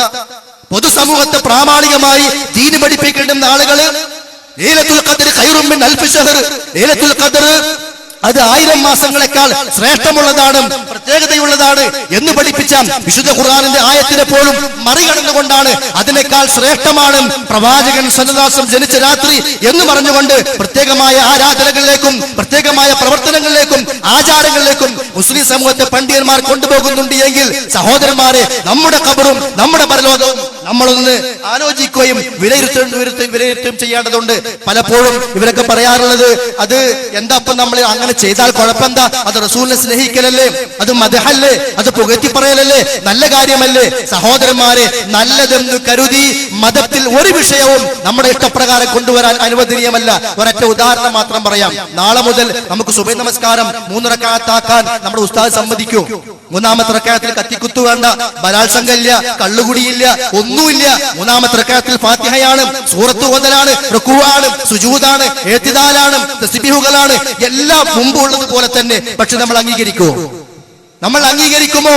ഇല്ല എങ്കിൽ എന്തുകൊണ്ട്? നമ്മൾ പറയും, അങ്ങനെ ഒരു നമസ്കാരം പ്രവാചകന് പഠിപ്പിച്ചിട്ടില്ല എങ്കിൽ ഇങ്ങനെ ഒരു ആചാരവും പ്രവാചകന് പഠിപ്പിച്ചിട്ടില്ല. നല്ലതാണോ നല്ലതല്ലയോ, ചീത്തതാണോ അല്ലയോ എന്നുള്ളതല്ല വിഷയം. അവിടെ പ്രവാചകന്റെ മാതൃകയുണ്ടോ അത് മാത്രമാണ് പരിശോധിക്കപ്പെടേണ്ടത്. നോക്കൂ നിങ്ങൾ, ഇബ്നു ഹജർ ഹൈതമി അദ്ദേഹം ഫതാവൽ കുബ്രയിൽ വിശദീകരിക്കുകയാണ് ഒരു ചോദ്യത്തിന് മറുപടി ആയിക്കൊണ്ട്. എന്താ ചോദ്യം? ചില ആളുകളൊക്കെ ബാങ്കിന് മുമ്പായിക്കൊണ്ട് സ്വലാത്ത് ചൊല്ലാറുണ്ട്. അങ്ങനെയുള്ള ചോദ്യവുമായി ബന്ധപ്പെട്ടുകൊണ്ട് അതിന് മറുപടി അദ്ദേഹം പറയാണ്, ആ സ്വലാത്തിന്റെ വിധി എന്താണ്? അവിടെ പ്രത്യേകം സുന്നത്താണെന്ന് കരുതിക്കൊണ്ട് വല്ലവരും അത് ചെയ്താൽ അത് തടയപ്പെടേണ്ടതാണ്. ഇതേ വിഷയം പൊന്നമല അബ്ദുൽ ഖാദിർ മുസ്ലിയാർ അദ്ദേഹത്തിന്റെ ഫതാവ മുഹീസുന്ന എന്ന ഗ്രന്ഥത്തിലും 2ാം ആളത്തിൽ എടുത്തു കൊടുക്കുന്നുണ്ട്. എന്താ പറഞ്ഞത്? ബാങ്കിന് മുമ്പുള്ള ഒരു സ്വലാത്ത് അത് അവിടെ പ്രത്യേകം സുന്നത്താണ്, പുണ്യമാണ് എന്ന് കരുതിക്കൊണ്ട് വല്ലവനും ചൊല്ലിയാൽ അത് തടയപ്പെടേണ്ടതാണ്. കാരണം അത് ബിദ്അത്താണ്. അപ്പൊ സ്വലാത്തിന്റെ മോശമല്ല, സ്വലാത്തിന്റെ കുഴപ്പമില്ല. പക്ഷെ ബാങ്ക് ഒരു ഇബാദത്താണ്. അതുമായി ബന്ധപ്പെട്ടുകൊണ്ട് മുമ്പേ ഒരു ബാങ്ക് ഒരു സ്വലാത്ത് പഠിപ്പിക്കപ്പെട്ടിട്ടില്ല. ബാങ്കിന് ശേഷമാണ് സ്വലാത്തുള്ളത്. അതേപോലെ തന്നെ ചില നാടുകളിലൊക്കെ ഈ തറാവീഹ് നമസ്കരിക്കുമ്പോൾ ഓരോ 2 റക്അത്തുകൾക്കിടയിലും സ്വലാത്ത് ചൊല്ലുന്ന പ്രവണത കാണാം. നമ്മളാരും സ്വലാത്തിനെതിരല്ല. പക്ഷേ ഇത് പഠിപ്പിച്ച പണ്ഡിതന്മാർ തന്നെ വിശദീകരിച്ചു. ആ സ്വലാത്ത് അവിടെ പ്രത്യേകം പുണ്യമാണെന്ന് കരുതിക്കൊണ്ട് ചൊല്ലിയാലോ അത് ബിദ്അത്താണ്, തടയപ്പെടേണ്ടതാണ്. അപ്പൊ നല്ലതല്ലേ എന്നുള്ള ന്യായീകരണത്തിന് ഒരിക്കലും ഇസ്ലാമിൽ അടിസ്ഥാനമില്ല. അപ്പോ നബിദിനാഘോഷം എന്നുള്ള ഏർപ്പാട് അത് ഇസ്ലാമികമല്ല, അത് ബിദ്അത്താണ്. അത് പിൽക്കാലഘട്ടത്തിൽ കടന്നു വന്നതാണ്. അങ്ങനെ പിൽക്കാലഘട്ടത്തിൽ കടന്നു വന്നതാണ് ആരാ പറഞ്ഞത്? ലോകത്ത് കഴിഞ്ഞു പോയിട്ടുള്ള സകല പണ്ഡിതന്മാരും ഈ വിഷയവുമായി ചർച്ച നടത്തിയ എല്ലാ പണ്ഡിതന്മാരും അതിനെക്കുറിച്ച് പറഞ്ഞത് അത് പിൽക്കാലത്ത് വന്ന ആചാരമാണ് എന്നാണ്. ഞാൻ ആദ്യം കുറച്ച് കാര്യങ്ങൾ നമ്മുടെ മലയാളക്കരയിലെ ആളുകൾ പണ്ഡിതന്മാർ എഴുതി വെച്ച കാര്യങ്ങൾ വായിച്ചു കേൾപ്പിക്കാം. കൂടുതൽ വായിക്കുന്നില്ല, 2-3 ഉദാഹരണത്തിന് വേണ്ടി മാത്രം. നേരത്തെ പറഞ്ഞല്ലോ, ഷേഖ് എന്താ പറഞ്ഞത്? സ്വഹാബത്ത് ചെയ്യാത്ത പ്രവർത്തനം ചെയ്യുന്നവരാണ് ബിദ്അകൾ പറഞ്ഞില്ലേ മുഹ്യിദ്ദീൻ ഷേഖ് റഹ്മത്തുള്ളാഹി അലൈഹി. അദ്ദേഹത്തെ നമ്മൾ അംഗീകരിക്കുന്നു, നിങ്ങളും അംഗീകരിക്കണം. ആ ഒരു വിഷയം, ആ വിഷയം നിങ്ങളും അംഗീകരിക്കണം. സ്വഹാബത്ത് ചെയ്യാത്തത് ചെയ്യുന്നവർ ബിദ്അകളാണ് എന്നാ കേട്ടോളൂ. ഈ നബിദിനവുമായി ബന്ധപ്പെട്ടുകൊണ്ട് ഇവർ ഇത് സുന്നി വോയിസാണ്. സുന്നി വോയിസിൽ പറയുന്നത് അടിസ്ഥാനപരമായി മൗലിദ് ബിദ്അത്താണ്. ആദ്യ 3 നൂറ്റാണ്ടുകളിലെ മഹത്തുക്കളായ മുസ്ലിങ്ങളിൽ നിന്ന് കൈമാറി വന്ന ആചാരം അല്ല അത്. ഇത് ചെയ്യുന്ന പണ്ഡിതന്മാരെ എഴുതി വെച്ചത്. പിന്നെ നമ്മൾ അത് എന്തിനു ചെയ്യണം? പിന്നെ എന്തിനും നമ്മളത് ചെയ്യണം? അങ്ങനെ ഒരു കൈമാറി വന്ന സ്വഹാബത്തിന്റെ കാലഘട്ടം മുതലുള്ള ആചാരം അല്ല എങ്കിൽ സഹോദരന്മാരെ അതിന്റെ പേരിലെ ബിദ്അത്ത് അവസാനിച്ചില്ല. ഇനി കേട്ടോളൂ, റബീഉൽ അവ്വലിൽ നബി സല്ലല്ലാഹു അലൈഹി വസല്ലമയുടെ ജന്മദിനാഘോഷം കൊണ്ടാടുന്ന രീതിയും സ്വഹാബികളുടെ കാലത്തോ ഉത്തമ നൂറ്റാണ്ടുകളിലോ ഉണ്ടായിരുന്നില്ലെന്ന് ശരിയാണ്. അങ്ങനെ ഒരു ഏർപ്പാട് ഖൈറുന്നാസി ഖർനി എന്ന് നബി സ്വല്ലല്ലാഹു അലൈഹി വസല്ലം പരിചയപ്പെടുത്തിയിട്ടുള്ള ആ ആളുകളുടെ കാലഘട്ടത്തിൽ ഉണ്ടായിരുന്നില്ല എന്ന് ഇത് ചെയ്തുകൊണ്ടിരിക്കുന്ന ആളുകൾ തന്നെ പറയുന്നു. ഇനിയും കേട്ടോളൂ, അവർ പറയുന്നത് ഇതാ, നബിദിനാഘോഷത്തിന്റെ ഉത്ഭവത്തെ പറ്റി ആഴത്തിൽ പഠിച്ച ഇമാം സുയൂത്തിയുടെ അഭിപ്രായത്തിൽ ഹിജ്റ 6-ാം നൂറ്റാണ്ടിന്റെ അവസാനത്തിൽ തന്നെ നബിദിനാഘോഷങ്ങൾ നടന്നിട്ടുണ്ട് എന്നാണ്. ഹിജ്റ 6-ാം നൂറ്റാണ്ട്, 6-ാം നൂറ്റാണ്ടിൽ നടന്ന ഒരു കാര്യം മതത്തിന്റെ ഭാഗമായി ചില ആളുകൾ കൊണ്ടുവരുന്നു എങ്കിൽ അതെങ്ങനെ സഹോദരന്മാരെ ദീനിന്റെ ഭാഗമായി മാറും? അബൂബക്കറും ഫിൽ ജന്ന, ഉമറും ഫിൽ ജന്ന, ഉസ്മാനും ഫിൽ ജന്ന, അലിയും ഫിൽ ജന്ന, ത്വൽഹത്തും ഫിൽ ജന്ന, സഅദും ഫിൽ ജന്ന, സഈദും ഫിൽ ജന്ന, അബ്ദുറഹ്മാൻ ഇബ്നു ഔഫും ഫിൽ ജന്ന എന്നിങ്ങനെ ഒരുപാട് സ്വഹാബത്തിന്റെ പേര് പറഞ്ഞുകൊണ്ട് പ്രവാചകൻ എന്നെ പറഞ്ഞിട്ടുണ്ടല്ലോ. അവർ കണ്ടിട്ടുണ്ട് ജന്മദിനാഘോഷം. ഹിജ്റ 6-ാം നൂറ്റാണ്ടിലാണ് ഇത് കടന്നു വന്നത് എന്ന് ഇത് പ്രചരിപ്പിക്കുന്ന, ഇത് പഠിപ്പിക്കുന്ന ആളുകൾ തന്നെ എഴുതി വെച്ചിട്ടുണ്ടെങ്കിൽ അതിന്റെ അവസ്ഥ സാധാരണക്കാരെ നിങ്ങൾ മനസ്സിലാക്കിക്കൊള്ളുക. നിങ്ങൾക്ക് വേണ്ടിയാണ് ഞങ്ങൾ സംസാരിക്കുന്നത്. അവസാനിച്ചില്ല, ഇനിയും കേട്ടോളൂ. ഇനി നമുക്ക് നബിദിനം ആഘോഷിക്കുന്നതിലേക്ക് മടങ്ങാം. നബി തിരുമേനിയുടെ കാലത്ത് ഏതെങ്കിലും പ്രവാചകന്റെയോ പുണ്യപുരുഷന്റെയോ ജന്മദിനം കൊണ്ടാടുന്ന സമ്പ്രദായം നിലവിലില്ല. അതുകൊണ്ട് തന്നെ അതിനെക്കുറിച്ച് തിരുമേനി വ്യക്തമായി ഒന്നും നിർദ്ദേശിച്ചിട്ടുമില്ല. അവർ എഴുതി വെച്ചതാണ്. പിന്നെ എങ്ങനെയാണ് അത് ചെറിയ പെരുന്നാൾ പോലെ, വലിയ പെരുന്നാൾ പോലെ, അല്ലെങ്കിൽ അതിനേക്കാൾ ശ്രേഷ്ഠം, ലൈലത്തുൽ ഖദറിനേക്കാൾ ശ്രേഷ്ഠം എന്ന് നേരത്തെ പറഞ്ഞ ആ ഒരു ഹുക്കുമിലേക്ക് അത് എങ്ങനെ എത്തിച്ചേരും? പ്രവാചകൻ ഒന്നും പറഞ്ഞിട്ടില്ല, സ്വഹാബത്തിന്റെ കാലഘട്ടത്തിലില്ല. ഇത് ചെയ്തുകൊണ്ടിരിക്കുന്ന, നമ്മളെ കൊണ്ട് ചെയ്യിപ്പിക്കുന്ന നമ്മുടെ ഉസ്താദുമാരാണ് ഇത് എഴുതി വെച്ചിട്ടുള്ളത്. അവസാനിച്ചില്ല, ഇനിയും ഇവർ തന്നെ വീണ്ടും എഴുതുകയാണ്. നബിയുടെയും സ്വഹാബിമാരുടെയും കാലത്ത് ഇന്ന് നിലവിലുള്ള നബിദിനാഘോഷം ഉണ്ടായിരുന്നില്ലെന്ന് ശരിയാണ്. ഇത് ആവർത്തിച്ച് എഴുതിയ വിഷയമാണ്. എന്തിനേറെ നമുക്ക് എല്ലാവർക്കും പരിചയമുള്ള നമ്മുടെ തഴവ കുഞ്ഞു മുഹമ്മദ് മുസ്ലിയാർ അദ്ദേഹം പറഞ്ഞത് എന്താ? പ്രവാചകൻ ജന്മദിനാഘോഷവുമായി ബന്ധപ്പെട്ടുകൊണ്ട് മൗലിദ് കഴിക്കൽ മുമ്പ് പതിവില്ലാത്തതാ, അത് ഹിജ്റ 300-ന് ശേഷം വന്നതാ. ഏതാ ഹിജ്റ 300? സ്വഹാബികള്, താബീങ്ങള്, തബൂ താബീങ്ങള്, അങ്ങനെ അത്ബാഉ തബൂ താബീങ്ങള്, ആ ഉത്തമരായ തലമുറകൾ, ആ കാലഘട്ടത്തിലെ ആളുകൾ, അതാണ് ഹിജ്റ 300. അന്ന് ആ ഏർപ്പാടില്ല, അത് പിൽക്കാലഘട്ടത്തിൽ വന്നതാണ്. അങ്ങനെ വന്നത് എപ്പോഴാണ്? അത് അദ്ദേഹം പറയുന്നുണ്ട്. മലിക്കുൽ മുദഫർ ധീരനായൊരു രാജന, ഇർബൽ ഭരിച്ചവരാണ് വന്ദർമിഷ്ടന, മൗലിദ് കഴിക്കാൻ ഏറ്റവും ഉത്സാഹമാ, മാസം റബീഉൽ അവ്വൽ എന്താഘോഷമാ. മുദഫർ രാജാവ്, അതാണ് 6-ാം നൂറ്റാണ്ട് എന്ന് പറഞ്ഞത്. അങ്ങനെ ഒരു രാജാവ് മതത്തില് ഒരു ആചാരം കൊണ്ടുവന്നാൽ അതെങ്ങനെ മതത്തിന്റെ ഭാഗമായി മാറും? തള്ളപ്പെടേണ്ടതാണ്. അതാ നബി സ്വല്ലല്ലാഹു അലൈഹി വസല്ലം പഠിപ്പിച്ചത്. ഇനി നോക്കൂ നിങ്ങൾ, അദ്ദേഹം വീണ്ടും പറയാ, മൗലിദ് കഴിക്കും നന്ന് 6000, പൊരിക്കുന്നതാണേ കോഴിയും 10000, കൂടാതെ 1,30,000 പാത്രങ്ങളിൽ അരുവായുമുണ്ടോരോ തരം, ഉലമാക്കൾ അനവധി ഹാജറുണ്ടതിലന്ന്, അതുപോലെ സൂഫികൾ കൂടുമേ അതിൽ വന്ന്. അന്ന് 10,000 ആട്, 5,000 കോഴി, അവ കുറെ ഉലമാക്കളൊക്കെ ഉണ്ടാവുന്നു. ഇങ്ങനെ കോയിനെ ആടിനെ അർത്ഥം ഉലമാക്കൾ വരാതിരിക്കൂലല്ലോ, അതല്ലേ എല്ലാ കാലഘട്ടത്തിലും നടന്നുകൊണ്ടിരിക്കുന്നത്. അപ്പൊ ഉലമാക്കൾ പങ്കെടുത്തോ, അദ്ദേഹം കോയിനർത്ഥോ, അവിടെ 10,000 ആടിനർത്ഥോ, അതൊന്നുമല്ല വിഷയം. ഈ പ്രവാചകൻ സല്ലല്ലാഹു അലൈഹി വസല്ലമ നിങ്ങൾ പിൻപറ്റണം എന്ന് പറഞ്ഞ ആ ഖുലഫാഉർ റാഷിദുകളുടെ കാലഘട്ടത്തിൽ അങ്ങനെ ഒരു ഏർപ്പാടുണ്ടായിട്ടുണ്ടോ? അതാ പരിശോധിക്കേണ്ടത്. അപ്പൊ ഇത് ചെയ്യുന്ന ആളുകൾ തന്നെ പറഞ്ഞു അത് പ്രവാചകന്റെ കാലഘട്ടത്തിലില്ല. ഇനി അത് മാത്രമല്ല, ലോകത്ത് കഴിഞ്ഞു പോയ ഒരുപാട് പണ്ഡിതന്മാർ, ഷാഫി മദ്ഹബിലെ, ഹനഫി മദ്ഹബിലെ, മാലിക്കി മദ്ഹബിലെ, അങ്ങനെ എല്ലാ മദ്ഹബിലെയും പണ്ഡിതന്മാർ പറഞ്ഞു അത് ബിദ്അത്താണ്. ഞാൻ കൂടുതലായി വിശദീകരിക്കുന്നില്ല. അവരൊക്കെ പറഞ്ഞു അത് ബിദ്അത്താണ്. ഇമാം ഇബ്നുൽ ഹാജ് അദ്ദേഹം പറയാണ് ഈ നബിദിനാഘോഷം അത് ബിദ്അത്താണ്. അത് ഒരുപാട് ഹറാമായ കാര്യങ്ങൾ വരുന്നുണ്ട്, ഒരുപാട് തെറ്റായ കാര്യങ്ങൾ വരുന്നുണ്ട്. എന്നിട്ട് പറയാ ഫൈൻ ഖലാ മിൻഹു, ഈ തെറ്റുകളെല്ലാം ഒഴിവാക്കി, ഹറാമുകളൊക്കെ ഒഴിവാക്കി, ആളുകൾക്ക് ഒരുമിച്ച് കൂടി ഭക്ഷണം പാകം ചെയ്ത്,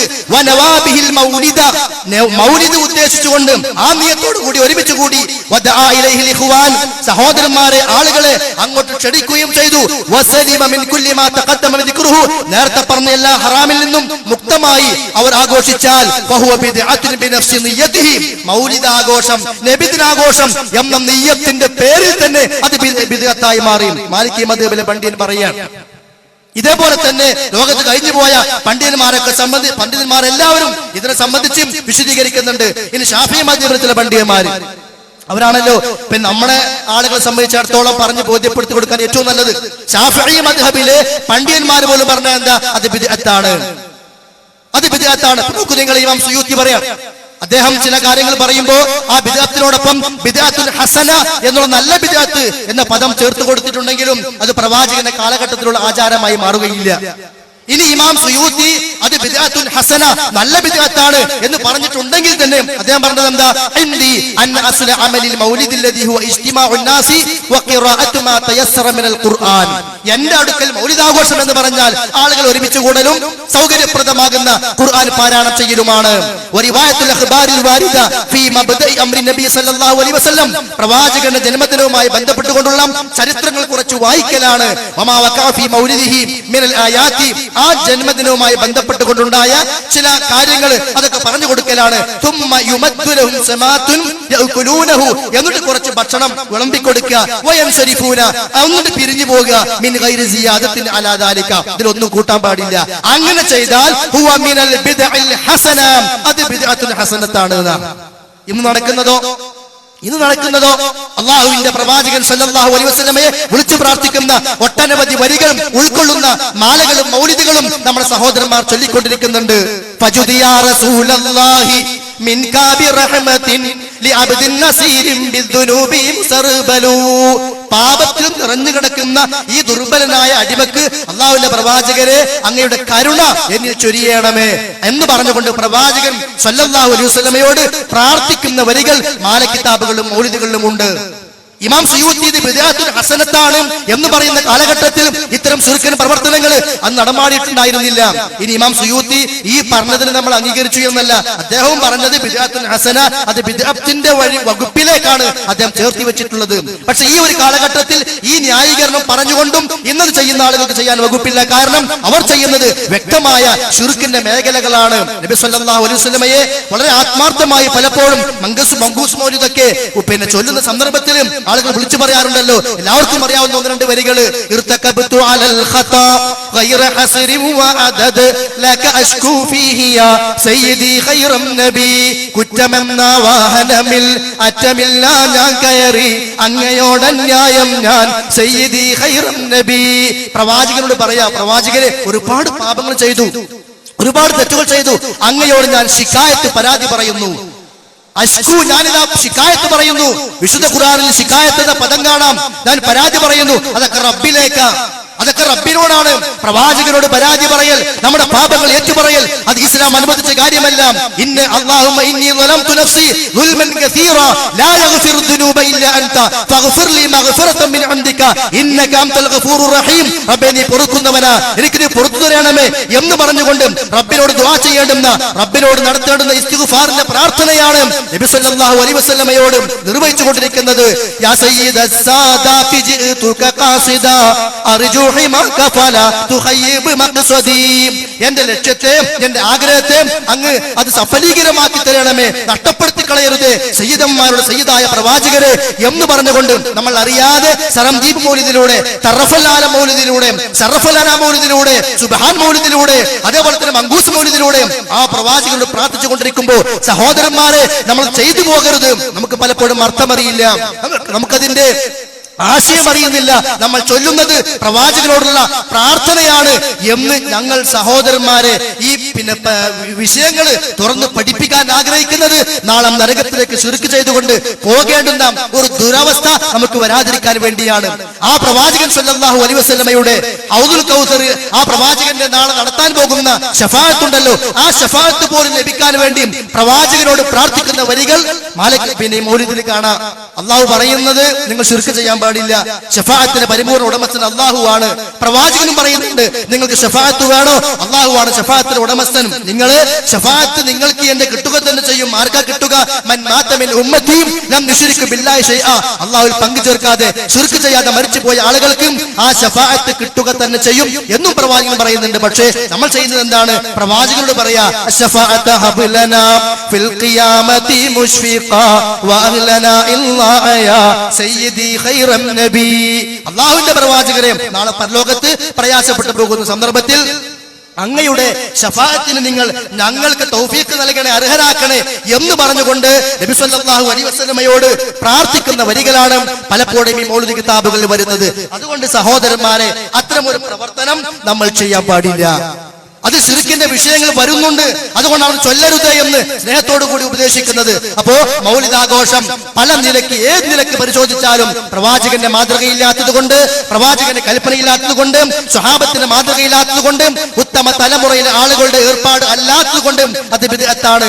എന്നാൽ അതിൽ ചൊല്ലുന്നതിൽ ശിർക്കിന്റെ വരികൾ വരുന്നുണ്ട്. അതുകൊണ്ട് ശിർക്കും അതിനോട് കൂടിച്ചേരും. ചില ആളുകൾ പ്രവാചകന് പൊരുത്തം ആഗ്രഹിച്ചുകൊണ്ട്, പ്രവാചകന് തൃപ്തി ആഗ്രഹിച്ചുകൊണ്ട് അത് ചെയ്യുന്നു എങ്കിൽ അല്ലാഹു അല്ലാത്ത തൃപ്തിക്ക് വേണ്ടി ആ പ്രവർത്തനം ചെയ്യുമ്പോൾ അതും ഒരു ശിർക്കിന്റെ പരിധിയിലേക്കാണ് വരിക. അപ്പോഴും ശിർക്കിന്റെ വിഷയം അവിടെ വരുന്നുണ്ട്. ഏത് നിലക്ക് പരിശോധിച്ചാലും നബിദിനാഘോഷത്തിന് ഇസ്ലാമിൽ തെളിവില്ല, അടിസ്ഥാനമില്ല. എന്നാൽ ഇത് ചെയ്യുന്ന ആളുകൾ ചില തെളിവുകളൊക്കെ കൊണ്ടുവരാൻ ശ്രമിക്കാറുണ്ട്. ആ തെളിവില് ഏറ്റവും പ്രധാനപ്പെട്ട തെളിവ് എന്താണെന്നറിയോ? അബൂലഹബുമായി ബന്ധപ്പെട്ടുകൊണ്ടാണ്. അതൊന്ന് സാന്ദർഭികമായി വിശദീകരിക്കാൻ ആഗ്രഹിക്കുകയാണ്. പലപ്പോഴും ആളുകൾ തെറ്റിദ്ധരിപ്പിക്കാറുണ്ട്. അബൂലഹബ് നബി സല്ലല്ലാഹു അലൈഹി വസല്ലമയുടെ ജന്മദിനത്തിൽ സന്തോഷിച്ചിട്ട് ചില നല്ല കർമ്മങ്ങളൊക്കെ ചെയ്തിട്ട് അദ്ദേഹത്തിന് പ്രതിഫലം കിട്ടിക്കൊണ്ടിരിക്കുന്നുണ്ടല്ലോ എന്ന ഹദീസ് ബുഖാരിയിലില്ലേ എന്നാണ്. ബുഖാരിയിൽ അങ്ങനെ ഒരു ഹദീസ് എന്ന നിലക്ക് അത് ഒരിക്കലും വന്നിട്ടില്ല. ബുഖാരിയിൽ ആ ഇമാം ബുഖാരിയുടെ സനദോട് കൂടി കൊടുത്തിട്ടുള്ള ഹദീസുകൾക്ക് ശേഷം തഅലീഖായിക്കൊണ്ട്, മുഅല്ലഖായിക്കൊണ്ട് ഒരു കഥ എന്ന നിലക്ക് മാത്രം അബൂലഹബുമായി ബന്ധപ്പെട്ട സംഭവം കൊടുക്കുന്നുണ്ട്. അതൊരിക്കലും സ്വഹീഹാണ് എന്ന് ഇമാം ബുഖാരിയും പറഞ്ഞിട്ടില്ല, ശേഷം വന്ന പണ്ഡിതന്മാരും പറഞ്ഞിട്ടില്ല. അത് മുർസലായിട്ടാണ്. മുർസൽ എന്ന് പറഞ്ഞാൽ അതിന്റെ ഹുക്മ് സ്വീകരിക്കപ്പെടാത്തത്, അംഗീകാരയോഗ്യമല്ലാത്തത് എന്നാണ്. ആ നിലക്ക് തള്ളിക്കളഞ്ഞിട്ടുള്ള ഒരു സംഭവമാണ് ബുഖാരിയിൽ കൊടുക്കപ്പെട്ടിട്ടുള്ളത്. അതിന്റെ അർത്ഥം ബുഖാരിയിൽ ദഈഫ് ഉണ്ടെന്നല്ല, അത് നമ്മൾ മനസ്സിലാക്കണം. ബുഖാരിയിൽ രണ്ട് തരം റിവായത്തുകളുണ്ട്. ഒന്ന് സനദോട് കൂടി കൊടുത്ത ഹദീസുകൾ, അതിന് മുസ്നദ് എന്ന് പറയും. ആ മുസ്നദായ റിവായത്തിന് ശേഷം ആ ഹദീസിൽ വന്ന സംഭവങ്ങളുമായി ബന്ധപ്പെട്ട വല്ല മറ്റു അതിന്റെ അനുബന്ധങ്ങളോ വല്ല സംഭവ കഥകളോ ഉണ്ടെങ്കിൽ ശേഷം എടുത്തു കൊടുക്കും. അതിന് സനദ് ഉണ്ടാവുകയില്ല. അങ്ങനത്തെ സംഭവങ്ങൾ അത് സ്വഹീഹാണ് എന്ന് ആരും വാദിച്ചിട്ടുമില്ല. ബുഖാരിയിലെ സ്വഹീഹായ ഹദീസ് എന്ന് പറഞ്ഞാൽ സനദോട് കൂടി കൊടുക്കുന്ന ഹദീസുകൾക്കാണ്. സനദില്ലാതെ ശേഷം കൊടുക്കുന്ന റിപ്പോർട്ടുകൾക്ക് തഅലീഖ് എന്ന് പറയും. അതിൽ വരുന്ന ഒരു സംഭവമാണ് എന്ത് കേട്ടോ? നബിദിനാഘോഷത്തിന്, നബിയുടെ ജന്മദിനത്തിന്റെ അത്ര തന്നെ പഴക്കമുണ്ട്. അബ്ദുള്ളയുടെ വിധവ ആമിന ഒരു ആൺകുഞ്ഞിനെ പ്രസവിച്ചു എന്ന വാർത്ത അബൂലഹബിനെ അറിയിച്ചു. സുഹൈബത്തുൽ അസ്ലമി എന്ന അടിമയെ മോചിപ്പിച്ചുകൊണ്ട് തത്സമയം തന്നെ നബിയുടെ പിതൃവൻ അതിന് തുടക്കം കുറിച്ചു. അപ്പൊ നബിദിനത്തിന്റെ ഉദ്ഘാടനം തുടക്കം കുറിച്ചത് ആരാണ്? അബൂലഹബ്. ആ അബൂലഹബിനെയാണോ നമ്മൾ മാതൃകയെ സ്വീകരിക്കേണ്ടത്? ഇത് തെളിവായിട്ട് കൊടുത്തതാണ് അവര്. ഒരു തെളിവ് ഇതാണ്. രണ്ടാമത്തെ തെളിവ് കൂടി കൊടുക്കുന്നുണ്ട്. അതെന്താ തെളിവ്? അതുകൂടി കേട്ടോളൂ. ചില മതങ്ങൾ, മതസ്ഥാപകരുടെയും മറ്റും ജന്മദിനം ആഘോഷിച്ചു വരുന്നു. ബുദ്ധമത വിശ്വാസികൾ ബുദ്ധന്റെ ജന്മദിനം ഒരു പ്രധാന ആഘോഷമായി കാണുന്നു. ക്രിസ്തുവിന്റെ ജന്മദിനം, ക്രിസ്തുമസും ഗുരുനാനാക്ക് ജനിച്ച ദിവസം സിഖുകാരും ആഘോഷിക്കുന്നു. മുസ്ലിങ്ങൾ പ്രവാചകൻ മുഹമ്മദ് നബിയുടെ ജന്മദിനം ലോകമെങ്ങും സമുചിതമായി ആഘോഷിക്കുന്നു. അപ്പൊ എന്താ തെളിവ്? സിഖുകാര് ഓല ആഘോഷിക്കുന്നുണ്ട്, ബുദ്ധമതസ്ഥര് അവരെയും ആഘോഷിക്കുന്നുണ്ട്, ജൂതമതസ്ഥരും അവരെയും ആഘോഷിക്കുന്നുണ്ട്. എന്താ മുത്ത് റസൂൽ സ്വല്ലല്ലാഹു അലൈഹി വസല്ലം പറഞ്ഞത്? ലതത്തബിഉന്ന സനന മൻ കാന ഖബ്ലകും ശിബ്റൻ ബിശിബ്രിൻ വദിറാഅൻ ബിദിറാഇൻ. നിങ്ങൾ ജൂത ക്രൈസ്തവരുടെ മാർഗ്ഗത്തെ ചാണിന് ചാണായി മുഴത്തിന് മുഴമായി പിൻപറ്റുക തന്നെ ചെയ്യുമെന്ന് നബി സ്വല്ലല്ലാഹു അലൈഹി വസല്ലം മുന്നറിയിപ്പ് നൽകിയിട്ടുണ്ട്. അതല്ല ഇവിടെ കാണുന്നത്. ജൂതന്മാർ ചെയ്യുന്നുണ്ട്, സിഖുകാർ ചെയ്യുന്നുണ്ട്, ബുദ്ധമതക്കാർ ചെയ്യുന്നുണ്ട്. അത് നമുക്ക് തെളിവ് പറയണ്ടേ? അബൂബക്കർ ചെയ്തിട്ടുണ്ട്, ഉമർ ചെയ്തിട്ടുണ്ട്, അല്ലെങ്കിൽ ഉസ്മാൻ ചെയ്തിട്ടുണ്ട്. അങ്ങനെ ഒരു തെളിവ് കൊണ്ടുവരികയായിരുന്നെങ്കിൽ നമുക്ക് ചെയ്യാമായിരുന്നു സഹോദരന്മാരെ. പിന്നെ പറഞ്ഞ തെളിവ് എന്താ? അബൂലഹബ്. അബൂലഹബ് നമുക്ക് തെളിവല്ല, അത് നമുക്ക് തെളിവല്ല. അബൂബക്കർ നമുക്ക് തെളിവ്, ഉമറ നമുക്ക് തെളിവ്. കാരണം ഖുർആൻ പറഞ്ഞല്ലോ, തബ്ബത് യദാ അബീ ലഹബിൻ വതബ് മാ അഗ്നാ അൻഹു മാലുഹു വമാ കസബ് എന്ന് പറഞ്ഞുകൊണ്ട് ഖുർആനിലൂടെ എന്നും നമ്മൾ ശപിച്ചു ഓതിക്കൊണ്ടിരിക്കുന്ന ഒരാളാണ് അബൂലഹബ്. ആ അബൂലഹബാണല്ലോ നമുക്ക് നബിദിനാഘോഷത്തിന് മാതൃക. ഞാൻ സംഭവം ശരിയല്ല. സുഹൈബത്തുൽ അസ്ലമി എന്ന അടിമ സ്ത്രീയെ പ്രവാചകന്റെ ജന്മദിനത്തിലുള്ള സന്തോഷം കൊണ്ട് മോചിപ്പിച്ചു എന്നാണ്. അതും ചരിത്രപരമായ വസ്തു തെറ്റാണ്. കാരണം ശരിയായ ചരിത്രം, പ്രവാചകൻ മക്കത്തിൽ നിന്ന് മദീനയിലേക്ക് ഹിജ്റ പോയപ്പോ ആ പോയ സന്തോഷം കൊണ്ട് ഷെറ് നീങ്ങി കിട്ടിയല്ലോ എന്ന കാരണത്താൽ അബൂലഹബ് പിൽക്കാലഘട്ടത്തിലാണ് മോചിപ്പിക്കുന്നത്, അല്ലാണ്ട് റസൂൽ ജനിച്ചപ്പോഴല്ല. ഇനി എന്താണെങ്കിലും ശരി, അബൂലഹബ് നമുക്ക് മാതൃകയുമില്ല. അതുകൊണ്ട് പ്രമാണങ്ങളിൽ യാതൊരു അടിസ്ഥാനവും ഇല്ലാത്ത അബൂലഹബിന്റെ തെളിവ് കൊണ്ടുവരേണ്ടി വരുന്ന ജൂതന്മാരുടെ പ്രവർത്തനത്തെ തെളിവായി കൊണ്ടുവരേണ്ടുന്ന ഒരു കാര്യമാണ് നബിദിനാഘോഷം എന്നുള്ളത്. അതുകൊണ്ട് നമ്മൾ അത് പാടെ ഒഴിവാക്കേണ്ടതുണ്ട് നമ്മുടെ പരലോക രക്ഷയ്ക്ക് വേണ്ടി. ഇനി ഞാൻ അവസാനിപ്പിക്കുന്ന 5 മിനിറ്റ് കൂടി. ഈ നബിദിനാഘോഷം വരുമ്പോ പലപ്പോഴും നമ്മൾ പലതും ചൊല്ലാറുണ്ട്. അതിന് മങ്കൂസും അതേപോലെ തന്നെ ശറഫുലനാമും പല കാര്യങ്ങളും. നമ്മുടെ ഉദ്ദേശം എന്താ? നമുക്ക് പ്രതിഫലം ലഭിക്കണം, സ്വർഗം ലഭിക്കണം, പാപങ്ങൾ പൊറുക്കപ്പെടണം. സഹോദരന്മാരെ, അതിൽ വരുന്ന പലതും ഇല്ലാത്ത കഥകളാണ്, ഇല്ലാത്ത ദുർബലങ്ങളായ പച്ചയായ പ്രവാചകനെ സംബന്ധിച്ച് പറയാൻ പോലും പറ്റാത്ത കാര്യങ്ങളാണ് പലതും ആ മൗലിദിന്റെ പേരിൽ, മദ്ഹന്റെ പേരിൽ നമ്മൾ ചൊല്ലിക്കൊണ്ടിരിക്കുന്നത്. അത് ശിർക്ക് വരുന്നുണ്ട്, ഞാൻ നേരത്തെ സൂചിപ്പിച്ചു. ഇനി പ്രവാചകനെ സംബന്ധിച്ച് ഒരു കാര്യം നമ്മൾ പറയണമെങ്കിൽ അത് ഹദീസിൽ വരണം. സ്വഹീഹായ ഹദീസുകളിൽ സ്ഥിരപ്പെടാത്ത കാര്യങ്ങൾ പ്രവാചകൻ പറഞ്ഞു, അല്ലാഹ് പറഞ്ഞു എന്നൊക്കെ പറഞ്ഞുകൊണ്ട് മൗലിദ് കിതാബുകളിലൂടെ നമ്മൾ പാരായണം ചെയ്യുമ്പോൾ വലിയ ഗൗരവമുള്ള ഒരു തിന്മയാണ് നമ്മൾ ചെയ്യുന്നത്. അതായത് അല്ലാഹ് പറയാത്ത കാര്യം അല്ലാഹ് പറഞ്ഞു എന്ന് പറയാം. മൗലിദ് കിതാബിൽ കാണാം, ഖാല അല്ലാഹു തആല. എവിടെ പറഞ്ഞു? അല്ലാഹ് പറഞ്ഞത് ഖുർആനിൽ കാണണം, അല്ലെങ്കിൽ പ്രവാചകൻ പറയണം അല്ലാഹ് പറഞ്ഞിരിക്കുന്നു, എനിക്ക് വഹയ്യായി കിട്ടിയിരിക്കുന്നു. അങ്ങനെ അല്ലാഹു തആല ഖുർആനിലോ പ്രവാചകൻ ഹദീസിലോ പറയാത്ത ഒരു കാര്യം മൗലിദിന്റെ കിതാബുകളിൽ ഖാല അല്ലാഹ് എന്ന് പറഞ്ഞ് നമ്മൾ ഓതിപ്പോകുമ്പോ അല്ലാഹു തആല പറയുന്നുണ്ട്, അല്ലാഹുവിന്റെ പേരിൽ കളവ് പറയുന്നവൻ ഏറ്റവും വലിയ അക്രമിയാണ്. പ്രവാചകൻ പറയാത്തൊരു കാര്യം പ്രവാചകൻ പറഞ്ഞു എന്ന് പറഞ്ഞാൽ അവന്റെ ഇരിപ്പിടം നരകത്തിൽ ഒരു ഉറപ്പിച്ചു കൊള്ളട്ടെ എന്ന് പ്രവാചകൻ പറയുന്നുണ്ട്. അതുകൊണ്ട് തന്നെ മൗലിദ് കിതാബിൽ ചില വരികളിലൂടെ ഖാല റസൂലുള്ളാഹ് എന്നൊക്കെ പറഞ്ഞ് നമ്മൾ പാരായണം ചെയ്യുമ്പോൾ, പുണ്യം പ്രതീക്ഷിക്കുമ്പോൾ, സ്വർഗം ആഗ്രഹിക്കുമ്പോൾ, വീട്ടിലെ ഷെറുകളും പ്രയാസങ്ങളും നീങ്ങാൻ ഈ മൗലിദുകളൊക്കെ ഓതുമ്പോൾ നമ്മൾ ശ്രദ്ധിക്കണം. അങ്ങനെ പറയുന്ന ചില കാര്യങ്ങളിൽപ്പെട്ട 1-2 മാത്രം. അതിൽ ഒന്ന്, വലദതുഹു മഖ്തൂനൻ വമക്ഹൂലൻ കമാ ഖദ് ജാഅ ഫിൽ ഖബരി സഹീൽ മുസ്നദു. പ്രവാചകൻ സ്വല്ലല്ലാഹു അലൈഹി വസല്ലമ ചേലാകർമ്മം കഴിച്ച അവസ്ഥയിലാണ് ജനിച്ചത് എന്നാണ്. സ്വഹീഹായ ഹദീസുകളൊന്നും അങ്ങനെ വന്നിട്ടില്ല. അങ്ങനെ വരാത്തൊരു വിഷയം മദ്ഹായി നമ്മൾ പറയാനും പാടില്ല. പ്രവാചകനെ കുറിച്ച് മദ്ഹായി പറയേണ്ടത് അത് പറയാൻ പറ്റുന്നതായിരിക്കണം, ഉള്ളതായിരിക്കണം. ഇത് ഹദീസ് സ്ഥിരപ്പെടാത്ത ദുർബലമായ വിഷയമാണ്, ശരിയല്ലാത്ത കാര്യമാണ്. അതേപോലെ തന്നെ മറ്റൊരു വിഷയമാണ് പ്രവാചകൻ നിഴലുണ്ടായിരുന്നില്ല എന്നുള്ളത്. ജാല മുഹമ്മദ് മൗലിദിൽ കാണാം, അന്നഹു ലം യഖഅദില്ലഹു അലൽ അർളി ലിഅന്നഹു കാന നൂറൻ ളാഹിറൻ വബാതിന. പ്രവാചകൻ പ്രത്യക്ഷമായും പരോക്ഷമായും പ്രകാശമായിരുന്നു. അതുകൊണ്ട് ആ പ്രവാചകന്റെ നിഴല് ഭൂമിയിൽ പതിച്ചിട്ടില്ല എന്ന് പ്രവാചകനെ കുറിച്ച് ഇങ്ങനെ പറഞ്ഞുകൊണ്ടിരിക്കുന്നുണ്ട്. അതിന്റെ പേരിലാണ് മറ്റൊരു ഗദ്യം, ഒരു പദ്യം വരുന്നത്. ഇന്ന ബൈതൻ അൻത സാകിനുഹു ലൈസ മുഹ്താജുൻ ഇല സുറുജി. അങ്ങ് താമസിക്കുന്ന വീടും വിളക്കിന്റെ ആവശ്യമില്ല, ആ നിലക്ക് പ്രകാശം കൊണ്ട് നിറഞ്ഞയാളാണ് പ്രവാചകൻ സ്വല്ലല്ലാഹു അലൈഹി വസല്ലം. അതൊരു മദ്ഹായിട്ട് നമ്മൾ പറയാൻ പറ്റില്ല. ഉള്ളതാണോ എങ്കിൽ മദ്ഹാണ്, ഹദീസിൽ സ്ഥിരപ്പെട്ടതാണെങ്കിൽ മദ്ഹാണ്. ആ നിലയ്ക്ക് ഇരുട്ടത്ത് കാണാവുന്ന ഒരു വെളിച്ചമാണ് പ്രവാചകൻ എന്ന നിലയ്ക്ക് പ്രവാചകനെ കുറിച്ച് ഹദീസിൽ വരാത്തത് കൊണ്ട് ആ പ്രവാചകൻ പറയാത്ത കാര്യം പറയാൻ പാടില്ല. പ്രവാചകന്റെ വീട്ടിൽ എത്ര സംഭവം ഉണ്ടായിട്ടുണ്ട്. ആയിഷ റളിയല്ലാഹു അൻഹ രാത്രി ഒരിക്കൽ എണീറ്റപ്പോ ഇരുട്ട്, പ്രവാചകൻ അടുത്ത് കാണാനില്ല. അങ്ങനെ തപ്പി നോക്കിയപ്പോ പ്രവാചകന്റെ കാലിന്റെ അടിയില ആയിഷ റളിയല്ലാഹു അൻഹ കൈ കൊണ്ടത് റസൂൽ നമസ്കരിക്കുകയായിരുന്നു. എന്തിനാ തപ്പിയത്? അത് പ്രവാചകൻ വെളിച്ചമാണ് എങ്കിൽ. പ്രവാചകൻ മരിക്കുന്നതിന് തലേ ദിവസം രാത്രി പറയാണ്, ആയിഷ അടുത്ത വീട്ടിൽ പോയിട്ട് കുറച്ച് എണ്ണ കൊണ്ടുപോവാ, കത്തിക്കാൻ വിളക്കിൽ എണ്ണയില്ല. പ്രവാചകൻ വെളിച്ചമാണ് എങ്കിൽ പിന്നെ അവിടെ എന്തിനാണ് അവിടെ ആ വിളക്കിന്റെ എണ്ണ കൊണ്ടുവരാൻ പറഞ്ഞത്? ഖുർആൻ പ്രവാചകനെ കുറിച്ച് നൂർ എന്ന് പറഞ്ഞാൽ എന്താ? യാ അയ്യുഹൻ നബിയ്യു ഇന്നാ അർസൽനാക ഷാഹിദൻ വമുബശ്ശിറൻ വനദീറൻ വദാഇയൻ ഇലല്ലാഹി ബിഇദ്നിഹി വസിറാജൻ മുനീറ എന്ന് പറഞ്ഞിട്ടുണ്ട്. അത് ഈ വെളിച്ചമല്ല, അത് കുഫറാകുന്ന ഇരുട്ടിൽ നിന്ന് തൗഹീദാകുന്ന വെളിച്ചത്തിലേക്ക്, അന്ധവിശ്വാസങ്ങളാകുന്ന ഇരുട്ടുകളിൽ നിന്ന് ശരിയായ വിശ്വാസങ്ങളാകുന്ന വെളിച്ചത്തിലേക്ക് ജനങ്ങളെ കൈപിടിച്ചു കൊണ്ടുപോകുന്ന ആ ഒരു പ്രകാശമാകുന്ന നബി സല്ലല്ലാഹു അലൈഹി വസല്ലം. ആ അർത്ഥത്തിലാണ്, അല്ലാണ്ട് ഇരുട്ടത്തേക്ക് ചെന്നാൽ കാണുന്ന ഒരു വെളിച്ചം എന്ന അർത്ഥത്തിലല്ല.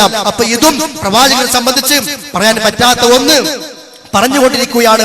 അതേപോലെ തന്നെ നബി സല്ലല്ലാഹു അലൈഹി വസല്ലമയെ സംബന്ധിച്ച് ഒരുപാട് കാര്യങ്ങൾ, മോശമായി പറയുന്ന കാര്യങ്ങൾ ഒന്ന് കേട്ടോളൂ. തുമ്മക്കാൻ പ്രവാചകന്റെ ആ ജനിക്കുന്ന സന്ദർഭത്തിലുണ്ടായ അത്ഭുതങ്ങളിൽ ഒന്ന്, ജനിച്ചു കഴിഞ്ഞപ്പോ അവിടെ പറയാൻ സറംദി മൗലിദിന് പറയാണ് തുമ്മക്കാനത്തി തുയൂറു തസ്അലുല്ലാഹ തഗ്ദിയതഹു. പക്ഷികളൊക്കെ വന്നിട്ട് പറയാണല്ലോ, അല്ലാഹുവേ ഞങ്ങൾ റസൂലിന് ഭക്ഷണം കൊടുക്കട്ടെ, ഞങ്ങൾക്ക് വിട്ടുതരുമോ? വന്യമൃഗങ്ങൾ വന്നുകൊണ്ട് പ്രവാചകന് മുല കൊടുക്കാൻ വേണ്ടി ആവശ്യം, ഞങ്ങൾ കൊടുത്തോളാന്ന് പറഞ്ഞു. ഇത് വലിയ മധുരമായിട്ട് പറയുന്ന കാര്യം. നമ്മൾ പ്രവാചകനെ പ്രസവിച്ചപ്പോ പക്ഷികൾ അള്ളാഹുവിനോട് റസൂലിന് ആവശ്യപ്പെട്ടു, വന്യമൃഗങ്ങൾ ആവശ്യപ്പെട്ടു. എന്തിന്? റസൂലിന് ഞങ്ങൾ മുല കൊടുത്തോളാം. പിന്നെയോ വൽ അംലാകു വൽ ഹൂറു തർബിയതഹു, അതേപോലെ ഹൂറുലീങ്ങൾ വന്നിട്ട് പറഞ്ഞു ഞങ്ങൾ മുത്തുനബിനെ വളർത്തിക്കോളാം, റസൂൽ മുഹമ്മദിനെ വളർത്തിക്കോളാം. വൽ ജിന്നു വൽ ഹീതാനു ഹദാനതഹു, ജിന്നുകളും പാപകളും എന്ന് പറഞ്ഞു അത്രേ, ഞങ്ങൾ സംരക്ഷിച്ചു കൊള്ളാം. ഫഖാലല്ലാഹു അസ്സ വജല്ല, അപ്പോൾ അല്ലാഹു അവരോട് പറഞ്ഞു അത്രേ. ആര് പറഞ്ഞു? എവിടെ പറഞ്ഞു? അല്ലാഹു അവരോട് പറഞ്ഞു അത്രേ. എന്ത്? സബഖ ഹുക്മി വജറ ഖലമി ലാ തുർദിഉ ഹാദിഹിൽ ജൗഹറത സലീമ ഗൈറ അമതി ഹലീമ. എന്റെ അടിമയായ ഹലീമ തന്നെയായിരിക്കണം മുഹമ്മദിന് ഈ കാര്യങ്ങളൊക്കെ ചെയ്തു കൊടുക്കേണ്ടത് എന്ന് ഞാൻ മുമ്പ് തീരുമാനിച്ചു കഴിഞ്ഞതാണ്. അതുകൊണ്ട് ഇപ്പൊ പാമ്പുകൾക്കും പൂച്ചകൾക്കും ഞാൻ വിട്ടുതരൂല. ഇത് മദ്ഹായിട്ട് ഇങ്ങനെ പാടിക്കൊണ്ടിരിക്കുന്ന സാധന. ഇതാ പറഞ്ഞത്, മദ്ഹല്ല. പലപ്പോഴും നമ്മൾ അറിയാതെ ചൊല്ലിക്കൊണ്ടിരിക്കുന്ന കാര്യങ്ങൾ. എന്തിനേറെ റസൂലിന്റെ സൗന്ദര്യം പറയാൻ വേണ്ടിയിട്ട് പറഞ്ഞു എവിടെ തിന്നറിയോ? من كل فج ساقهم سوقا وكثيرهم ماتوا وقد نظروا بجمالهم وبهائه شوقا لم يحص من وحده صعقوا وكذاك من جنوا به ذوقا. റസൂലിനെ പ്രസവിച്ചപ്പോ കാണാൻ വന്ന ആളുകള് ആ പ്രവാചകന്റെ സൗന്ദര്യം കൊണ്ട് പല ആളുകൾക്കും ഭ്രാന്തായി. ആ സൗന്ദര്യത്തിന്റെ അതിന്റെ ആ ശക്തി കാരണം പല ആളുകളും ജുന്നു, പല ആളുകളും ഭ്രാന്തന്മാരായി, പല ആളുകളും സുഅഖു ബോധം കെട്ട് വീണുപോയി, പല ആളുകൾക്ക് സുഖമില്ലാണ്ടായി. അങ്ങനെ ഒരു സൗന്ദര്യം റസൂലിനെ കൊണ്ട് സമൂഹത്തിൽ നാശാവേണ്ടത്? ഇതൊന്നും നമുക്കറിയില്ല. നമ്മൾ എന്തെല്ലാം അപകടങ്ങളും എന്തെല്ലാം വേണ്ടാത്തരങ്ങളെ ചൊല്ലിക്കൊണ്ടിരിക്കുന്ന അറിയോ? എന്നിട്ട് പിന്നെ പറയാണ് ചില ആൾക്കാർ മരിച്ചിട്ടുണ്ട്, മരിച്ചിട്ടില്ലാതൊന്നും കരുതണ്ട. എങ്ങനെ മരിക്കാതിരിക്കും? ഈ പ്രവാചകന്റെ ഭംഗിയിലും വലിയ വിഭാഗം ഒരുപാട് ആളുകൾ എങ്ങനെ മരിക്കാതിരിക്കും? യൂസുഫിന്റെ സൗന്ദര്യത്തിൽ കുറെ ആൾക്കാർ വേറെ മരിച്ചിട്ടുണ്ട്. അത് വേറെ നോട്ടാണ്. ഇതിന് തെളിവുണ്ടാക്കുക. റസൂലിന്റെ സൗന്ദര്യത്തിൽ എങ്ങനെ ആളുകൾ മരിക്കാതിരിക്കും? യൂസുഫിന്റെ സൗന്ദര്യത്തിൽ വേറെ കുറെ ആൾക്കാർ മരിച്ചിട്ടില്ലേ? ഒരു നുണക്ക് വേറെ തെളിവ്, വേറെ നുണ. ഇങ്ങനെ ഇല്ലാത്തതുകളും ഈ നിലക്കുള്ള പിന്നെ കള്ളക്കഥകളും കളവുകളും അതേപോലെ തന്നെ പ്രവാചകനെ സംബന്ധിച്ച് പറയാൻ പറ്റാത്ത കാര്യങ്ങളും ശിർക്കുൾക്കൊള്ളുന്ന കാര്യങ്ങളുമാണ് മാലക്കിതാബുകളും മറ്റുമെല്ലാം അടങ്ങിയിട്ടുള്ളത്. അതുകൊണ്ട് അത്തരം കാര്യങ്ങൾ നമ്മൾ ഒഴിവാക്കണം. ഒരൊറ്റ കാര്യം കൂടി പറയാണ്. നോക്കൂ നിങ്ങൾ, പ്രവാചകനെ കുറിച്ച് മദ്ഹ് എന്ന പേരിൽ പറയാണ് പ്രവാചകന് ഇക്കിളിയില്ല. ഉള്ളത് പറഞ്ഞാ പോരാ, അതല്ലേ മദ്ഹ്. ഇവിടെ എന്താ പറയുന്നത്? പ്രവാചകന് ഇക്കിളിയില്ല, കോട്ടുവായയില്ല, പ്രവാചകന് കീഴ്വായ ഉണ്ടാകാറില്ല, പ്രവാചകന്റെ അവശിഷ്ടങ്ങളും കാഷ്ടവുമെല്ലാം ത്വഹാറത്താണ്. പ്രവാചകൻ കാഷ്ടിച്ചു കഴിഞ്ഞാൽ ആരും അറിയുന്നതിന് മുമ്പ് ഭൂമി ഉടനെ അത് വിഴുങ്ങാറുണ്ട്. എന്തിനങ്ങനെ മദ്ഹായി പറയുന്നത്? പ്രവാചകൻ സ്വല്ലല്ലാഹു അലൈഹി വസല്ലം അങ്ങനെ പഠിപ്പിച്ചിട്ടുണ്ടോ? പ്രവാചകൻ ഒഴിഞ്ഞു പോകാറാണ്. ഭൂമി ഉടനെ വിഴുങ്ങുമെങ്കിൽ പിന്നെ എന്തിനാ ഒഴിഞ്ഞു പോണത്? ആരും കാണാത്ത മറയിലേക്ക്, ആരും കാണാത്ത ദൂരത്തേക്ക് എന്തിനാ ഒഴിഞ്ഞു പോകുന്നത്? ഇനി കേട്ടോളൂ, അതിന്റെ ബാക്കി ഭാഗം എന്താണ്? അന്ന സുഹാബിയൻ ഇബ്തലഅ ഉദ്റതഹു, പ്രവാചകനെ കാഷ്ടം ഒരു സുഹാബി വിഴുങ്ങി. നമ്മൾ മദ്ഹ് പാടുന്ന സാധന അത്. നമുക്കതിന്റെ അർത്ഥം അറിയാത്തതുകൊണ്ട് നമ്മൾ ചൊല്ലിക്കൊണ്ടിരിക്കുക. പ്രവാചകന്റെ കാഷ്ടം വിഴുങ്ങി. എന്നിട്ടോ അത് വലിയ കസ്തൂരി പോലെ, തേന് പോലെ അദ്ദേഹത്തിന് അനുഭവപ്പെട്ടു. ഈ വാർത്ത പ്രവാചകന് കിട്ടിയപ്പോൾ പ്രവാചകൻ പറയാണ്, ഹറമഹുല്ലാഹു അലന്നാർ, എന്റെ വയറ്റിലുള്ളത് മറ്റൊരുത്തന്റെ വയറിനോട് കൂടിച്ചേർന്നാൽ അവൻ നരകം നിഷിദ്ധമാകുന്നു. ഫഹുവ അൻദറു വജൂദ, ഇത് എപ്പോഴും കിട്ടൂല. അദ്റകഹു സുഹാബിയു ബഅദ തറജ്ജീഹി തൂല സമാൻ, ഒരു സുഹാബി കുറേ കാലം തെരഞ്ഞെടുന്നപ്പോൾ കിട്ടിയതാണ്. നേരത്തെ പറഞ്ഞതോ അപ്പ വിഴുങ്ങും ചെയ്യുമെന്ന് പറഞ്ഞു. വൈരുദ്ധ്യയില്ലേ? ഈ സുഹാബിക്ക് എങ്ങനെ കിട്ടി? അത് ഉടനെ ഭൂമി വിഴുങ്ങുമെങ്കിൽ സുഹാബിക്ക് പിന്നെ എങ്ങനെ കിട്ടി? അവിടെ വന്നു വൈരുദ്ധ്യം. അപ്പൊ സഹോദരന്മാരെ, ഇവിടെ ഈ നിലക്കുള്ള കാര്യങ്ങളാണ്. ഇതൊക്കെ നമ്മൾ എതിർക്കുമ്പോഴാണ് സഹോദര, ഇത് തെറ്റാണെന്ന് പറയുമ്പോഴാണ് സഹോദരങ്ങളെ ഞങ്ങളെ കുറിച്ച് പറയാറുള്ളത്. കണ്ടോ, മദ്ഹിനെ ഇഷ്ടപ്പെടാത്തവർ, അവർ പ്രവാചകനെ പുകഴ്ത്തുന്ന ഇഷ്ടമല്ല അവർക്ക്, റസൂലിനോട് ഹുബില്ല അവർക്ക് എന്നൊക്കെ പറഞ്ഞ് ആരോപണങ്ങൾ കൊണ്ടുവരാറുള്ളത്. അതുകൊണ്ട് വസ്തുതാപരമായ വിഷയങ്ങൾ മനസ്സിലാക്കുക. പ്രവാചകൻ നമ്മൾ സ്നേഹിക്കണം, പ്രവാചകൻ നമ്മൾ പിൻപറ്റണം. അങ്ങനെ പ്രവാചകനെ സ്നേഹിച്ച് ജീവിച്ചെങ്കിൽ മാത്രമേ പരലോക രക്ഷ നമുക്ക് നേടുവാൻ സാധിക്കുകയുള്ളൂ. അതിന് നമ്മൾ വേണ്ടത് ആ പ്രവാചകനെ പഠിപ്പിച്ച സുന്നത്തുകളും ആദാബുകളും ഇസ്ലാമികമായ മര്യാദകളും ഇസ്ലാമിന്റെ നിയമങ്ങൾ, രാവിലെ മുതൽ വൈകുന്നേരം വരെ കിടപ്പറയിലേക്ക് നമ്മൾ പോകുന്നത് വരെ ജീവിതത്തിന്റെ ഓരോ മേഖലകളും കൊണ്ടുവന്നുകൊണ്ട് ആ പ്രവാചകന്റെ സുന്നത്തിനെ ചര്യ പിൻപറ്റിക്കൊണ്ട് ജീവിക്കലാണ് പ്രവാചക സ്നേഹം എന്ന് പറഞ്ഞാൽ. അല്ലാതെ കൊല്ലത്തിലെ ഒരു ദിവസം നമ്മൾ ചെയ്യുന്ന ഇത്തരം പേക്കൂത്തുകളോ അല്ലെങ്കിൽ ഇത്തരം അനാചാരങ്ങളോ അല്ല. അത്തരം കാര്യങ്ങളിൽ നിന്ന് നമ്മൾ പിന്മാറേണ്ടതുണ്ട്. വിദ്യാർത്ഥികളാണ് പരലോകത്ത് വലിയ നഷ്ടത്തിലേക്ക് നമ്മൾ എത്തിച്ചേരും. അല്ലാഹു സുബ്ഹാനഹു വ തആല സത്യം മനസ്സിലാക്കാൻ അത് ഉൾക്കൊണ്ടുകൊണ്ട് നല്ലവരായി ജീവിക്കുവാൻ നമുക്ക് തൗഫീഖ് നൽകി അനുഗ്രഹിക്കുമാറാകട്ടെ. വസല്ലല്ലാഹു അലാ നബിയിന മുഹമ്മദിൻ വഅലാ ആലിഹി വസഹബിഹി വസല്ലമ തസ്ലീമൻ കസീറാ. വസ്സലാമു അലൈക്കും വറഹ്മത്തുള്ളാഹി വബറകാതുഹു. അസ്സലാമു അലൈക്കും വറഹ്മത്തുള്ളാഹി വബറകാതുഹു. ബിസ്മില്ലാഹിർ റഹ്മാനിർ റഹീം. اللهم صل على محمد وعلى آل محمد كما صليت على إبراهيم وعلى آل إبراهيم إنك حميد مجيد. സഹോദരങ്ങളെ, പരാമർശിക്കപ്പെട്ട വിഷയങ്ങളിൽ ഊന്നി സംക്ഷിപ്തമായി ഇവിടെ വിഷയം അവതരിപ്പിക്കപ്പെട്ടിരിക്കുകയാണ്. ഇനി ഇൻഷാ അല്ലാഹ് ഇതുമായി ബന്ധപ്പെട്ടുള്ള ചോദ്യോത്തര സെഷനിലേക്കാണ് നാം പ്രവേശിക്കുന്നത്. നേരത്തെ സ്വാഗത ഭാഷകൻ സൂചിപ്പിച്ചതുപോലെ ഇതൊരിക്കലും ചോദ്യം ചോദിച്ച് തറ പറ്റിച്ച് ജയിച്ച് തോൽപ്പിച്ച് അങ്ങനെ ഒരു ശക്തി തെളിയിക്കാനും സ്ഥാപിക്കാനുമുള്ള ഒരു വേദിയായി ആരും ഇതിനെ കാണേണ്ടതില്ല. നേരെ മറിച്ച് ആത്മാർത്ഥമായി അള്ളാഹുവിന്റെ ദീനുമായി ബന്ധപ്പെട്ട വിഷയങ്ങൾ, സമൂഹത്തിലുള്ള തെറ്റിദ്ധാരണകൾ, അവയെ ഉള്ള അറിവിന്റെ അടിസ്ഥാനത്തിൽ വിശകലനം ചെയ്യാനുള്ള ഒരു ദീനി വിജ്ഞാന വേദി മാത്രമായി നാം ഇതിനെ കാണുക. വളരെ ചുരുക്കി വിഷയങ്ങളിൽ ഊന്നി ചോദിക്കാൻ ചോദ്യകർത്താക്കൾ ശ്രമിക്കുക.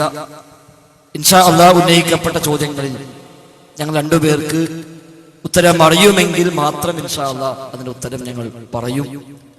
അറിയാത്ത കാര്യമാണെങ്കിൽ അത് അറിയില്ല എന്ന് തുറന്ന് ഇവിടെ സമ്മതിക്കും. അത് പിന്നീട് ഇൻഷാ അല്ലാഹ് പഠിച്ച് അന്വേഷിച്ച് ചോദിച്ചറിഞ്ഞ് വായിച്ച് പിന്നീട് അത് ആ ചോദ്യകർത്താക്കളെയോ സംഘാടകരെയോ അറിയിക്കുകയും ചെയ്യും എന്നത് ആമുഖമായി സൂചിപ്പിക്കുകയാണ്. എല്ലാം അറിയുമെന്ന നാട്യവും ജാടയും ഞങ്ങൾക്കാർക്കുമില്ല. അള്ളാഹുവിന്റെ ദീന് പഠിക്കാൻ ശ്രമിക്കുന്ന, ദീനി രംഗത്ത് സേവനം ചെയ്യണമെന്ന് ആത്മാർത്ഥമായി ആഗ്രഹിക്കുന്ന, മതരംഗത്തുള്ള ദീനിയായ ഇൽമ് തേടുന്ന തുല്ലാബുൽ ഇൽമ് മതവിദ്യാർത്ഥികൾ എന്ന